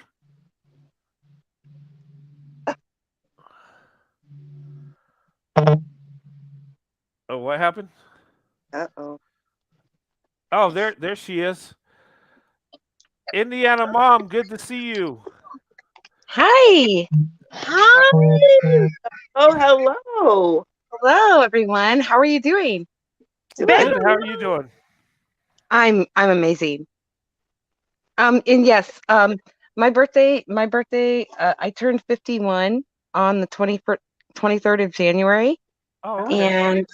And right around 6 a.m., my daughter-in-law gave birth to our first granddaughter. So she's my mini me, and she's my little Aquarius, just like me. Was Aquarius. Yes. and she's just the most beautiful child. You know how you when you have your kids and you understand, you're like, oh, now I understand how protective my mom and dad Yes. were over us and how much they loved us and so on and so forth, and you watch your kids grow up, you watch them, go to prom and and go off to college and so on and so forth. And you think, I can never love anybody as much as I love my kids, right? Yeah. Oh, Mm, I'm here to say that's wrong, I because know. the minute a grandbaby pops up in Yep. this world, Yep. oh Lord, there is Yes. nothing like being a nana. I know. Yes. Oh, Oh my God. Whole She different is level of love. A whole ah, different level. hey, she's the most precious thing. The Yeah. most precious. I'm telling you what. And my son is like, he's 23. Um, and that's her dad. And I see it already. She's about almost 4 weeks old. Um, she really responds to daddy's voice Oh, and her oh, papa's nice. voice. She Oh, really responds to papa. Oh, Um, oh, oh, that's her man. That's papa. oh, that's so hey, precious. let me tell you about the papa. I tell you, with my granddaughter, she's 5. I I probably spent, gosh, I should own stock in Mattel. All the Barbies I bought. Oh No, my dude, goodness. it doesn't even matter. The money It doesn't matter. When I it yeah. think it, when I it think don't. pop It, but when I think papa, Yeah. Lord, it's all the hugs and the stories, and God. I remember my grandpa Cooper, holding me and rocking me in his rocking chair when I was a toddler and singing to me, mm, and I have pictures of my dad holding my son and sleeping, with my son on his chest. And I Oh, remember the songs that my dad used to sing to my son, you know, yeah. no. and he never. My son's name is Christian, okay, Mm, and Oh, my dad never called him by his name. My dad called him Crisscross. Chris, okay. And I get it, we get it, right? Yeah. yeah. But my son was just like, I don't understand. Yeah. Millennials. No. But yeah, every time my Yeah. kid walked into the room, my dad's like, "Hey, crisscross." I mean, and I'm telling you, um, I remember like my dad had just put my son to bed, and me and my dad had our like special time late at night, and we would watch like the stupid shows like uh The Fifth Wheel and those little stupid dating shows, and we would just talk smack about people Mhm. when the whole house was asleep. It was just me and him. But he would always tell me, yeah, my dude's in bed, he's sleeping. I'm like, okay. And he'd be like, Crisscross is my best friend, right? Oh, Oh, how heart precious. there. And I That would be like, oh my God. I know. Oh my goodness. Oh my God, that's his dude. That was his best bud. You Yeah. Oh, know? I mean, they were tight. They were so tight. My dad uh was diagnosed with brain cancer, Mm, and he passed in 94 when my Oh, son was 5. oh wow. And my little man, it was like he understood Yeah. that Papa was sick. Yeah. And then later on, he understood that Papa was gone and he Yeah. wasn't coming back. Yeah. But he understood that he wasn't in pain anymore. and there was no more seizures and no more hospitals. And my 5-year-old understood this, right? And we went to the funeral home for the viewing, and we were like the last ones to show up. Yeah. And thank God for Tree, because I was just gonna drive. It was like an hour away, and I was just gonna drive me and my son to say goodbye. And Tree said, that's not a good idea. He's like, I'll drive. He's like, I mean, I think my husband knew that there was probably going to be something happening that I wouldn't be able to handle, you know, and he didn't want me to drive there with the 5-year-old by myself. Yeah. Oh yeah. So he's like, very lucky. right.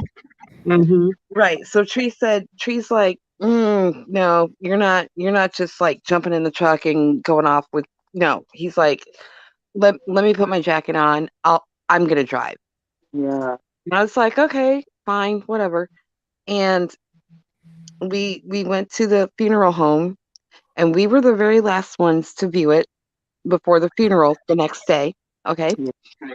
And it's just me and my son in the viewing room with the casket. It was an open casket. Yeah. And we paid our respects. We walked up. I mean, we were cool. We were mellow. We were cool. And we started walking away, and we got halfway back to the door, and my son said, wait, mommy, wait. And he's 5 years old. 5 years old.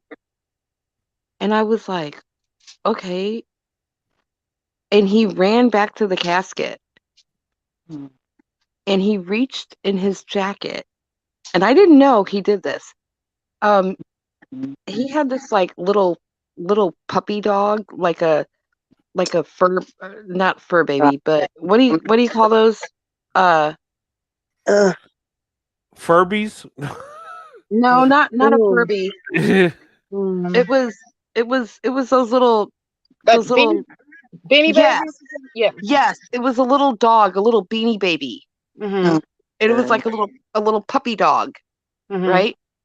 Oh, And he wow. ran back up to the casket, and he pulled this little beanie baby puppy dog out of his jacket pocket, and I didn't know he had it. Yeah. And he put this little beanie baby in my dad's casket, snuggled him right by his neck, and he said, "Bye, Papa. I love you." And then he walked away with a straight face. Girl, mommy lost it. I was no good. I lost it. I was no good. It was over. Yep. Oh my gosh. Yep. I'm about to almost lose it. That was definitely extremely touching. My little 5-year-old was kind of like that with her great grandmother. My mom actually passed away today. That's why Oh my goodness, I'm so sorry. it was back in 2020. It's been 2 years, but I think about her every day. But my granddaughter makes me think, when you told us about what your son did. Yeah. 5 years old, my granddaughter was right there with us when we would go to the hospital. She would hold her Yeah. and she had a little stuffed animal. We call the stuffed animal Lamb. It was Dr. What's the little animated character, little black girl, was a doctor. She Oh, took Dr. McStuff. Dr. Dr. Stuff. Lamb. Dr. Stuff. Yeah. Called little Yeah. stuffed Lammy, Lamb. My granddaughter calls her Lamb, but she used to always bring Lamb to my mom's bedside. And my mom says, "So you don't have to do that." But my granddaughter was very insistent on, like, no, Lamb's got to be. But the little kids, I just think they I don't know. They know, they see and hear and know and understand way more than we give them credit for. So I think they have something until you go into a certain age, but something that I think that they feel that's supernatural, if that makes any sense. Oh, absolutely. Absolutely. They have I mean, when I was pregnant and I went into the hospital to have my son.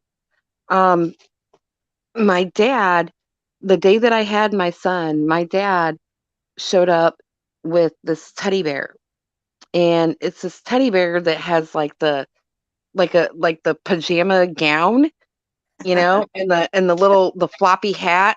Like I always think of Fred Mertz from I Love Lucy with his little, his gown and his hat. Oh And yeah. yeah, and my dad bought this teddy bear for my son when he was born, and he went home from the hospital, and the teddy bear was in his car seat with him. That was his companion from day one. Oh, wow. And once my son was able to kind of talk, he named him Bear. He just started calling him Bear. Yep. But before that, my son was very, very attached to his Binky, his pacifier. Oh, And instead of like when I was a little kid, I had a pacifier, and I remember my pacifier was pinned to my shirt, so I wouldn't lose it. right. Well, Exactly. We did. in, right. Well, instead of pinning my son's pacifier to his shirt, we pinned it to Bear's shirt Oh, that's clever. because he always carried Bear with him everywhere. Bear, he was always with Bear. Yeah, So we pinned his pacifier to Bear. that's too sweet. And I'm telling you, April 6th, this coming April, next month, my son will be 24 years old. Okay? Oh, nice. I still have Bear. Oh, When he went off to college, he's like cleaning out his room, and we're getting everything organized and whatever. And he comes out of his room at 18. He comes out of his room, and he's got Bear. oh. And the Bear's outfit is tattered and worn out. And poor Bear's tired.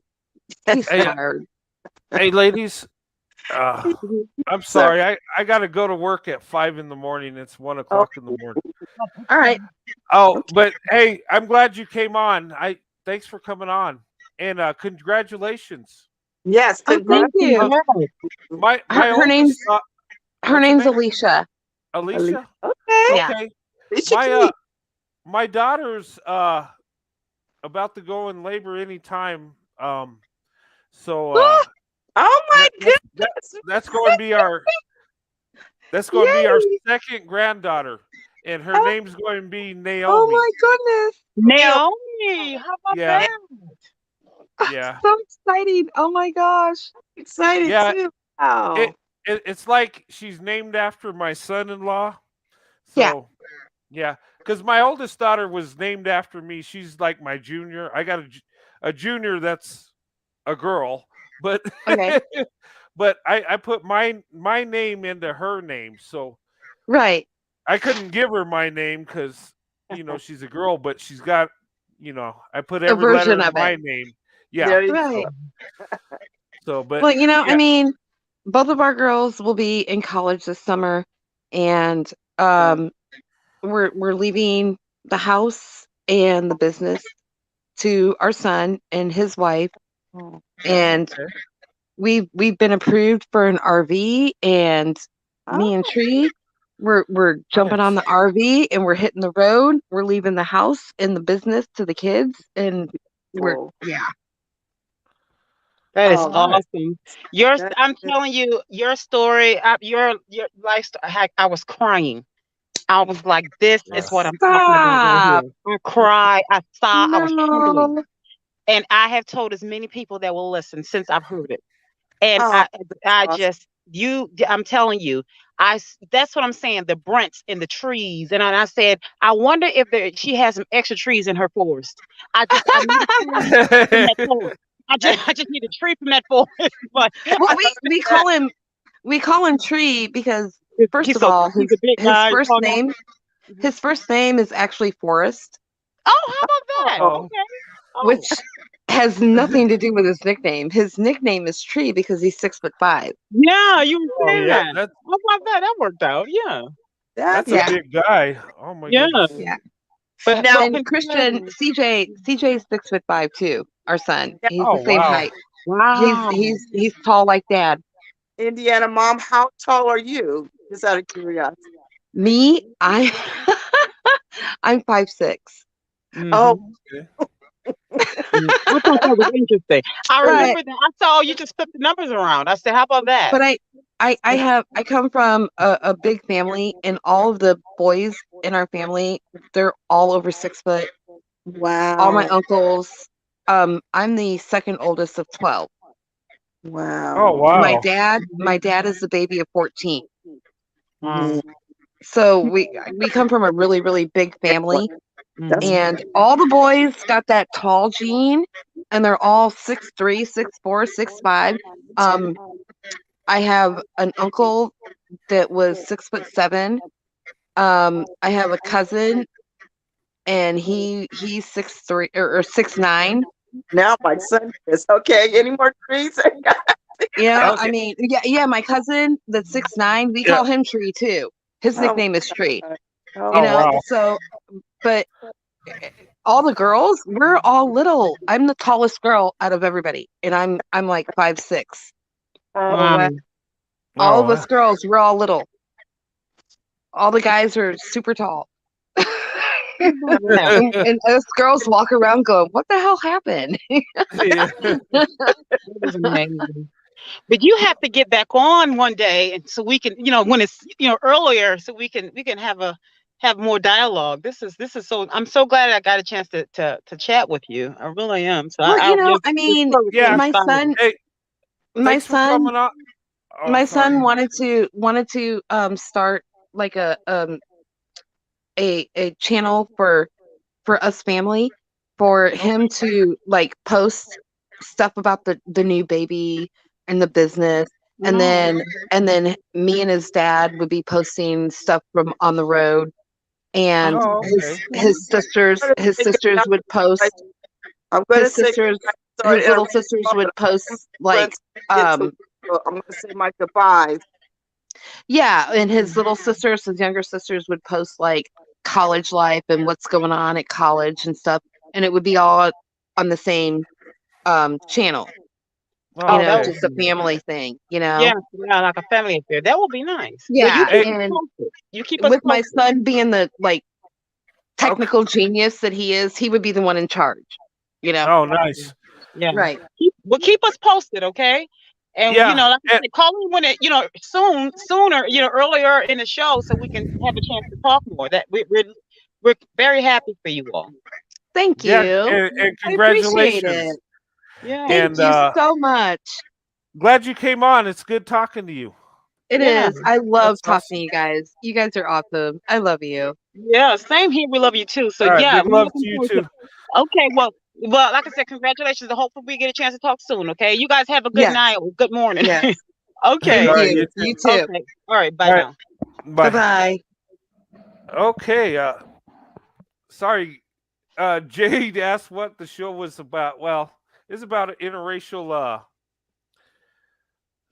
relationships, perception versus reality.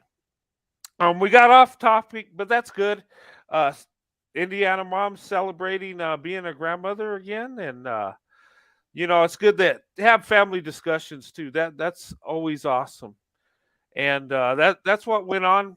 And but anyway, I enjoyed tonight, ladies. Thanks for coming on.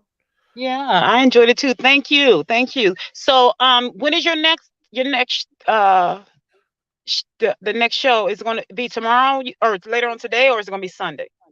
No, I'm going to do one Saturday, Okay. and it's going to be a late Saturday show. Okay. And then I'll do one Sunday. Okay. Well, I do two shows Sunday. I do a prayer meeting like in the Mhm. midday, and then at night I'm going to do the panel Okay. with breaking the barriers of interracial relationships. Mm-hmm. you know, the stereotypes and all the stuff in between. How do we break the barriers? And I'm gonna have a panel and get everybody's perspective on that. And I think Mm-hmm. it'll be fun. I got a lot of people that want to do it. Mm-hmm. Um, so I'll have those people come on the panel at first and probably rotate people through if Yeah, there's still a lot of people that want to do it. I think it'll be a fun topic. I I think so think too. it's something we can hammer home, and you know, I think it'll be fun. I'm looking forward to it. But I'll be Yeah. back on late Saturday. I don't know what time yet. Okay. It just But depends on I'll what be time looking. I get off. Okay, I'll be looking for the notification. But I definitely would like to, you know, kind of get in on that on Sunday too for the Oh yeah, for that'll be at 9 o'clock Eastern okay, Sunday. Yeah, okay, Sunday I could tell you what time. Saturday I can't because it just okay. depends on when I get home.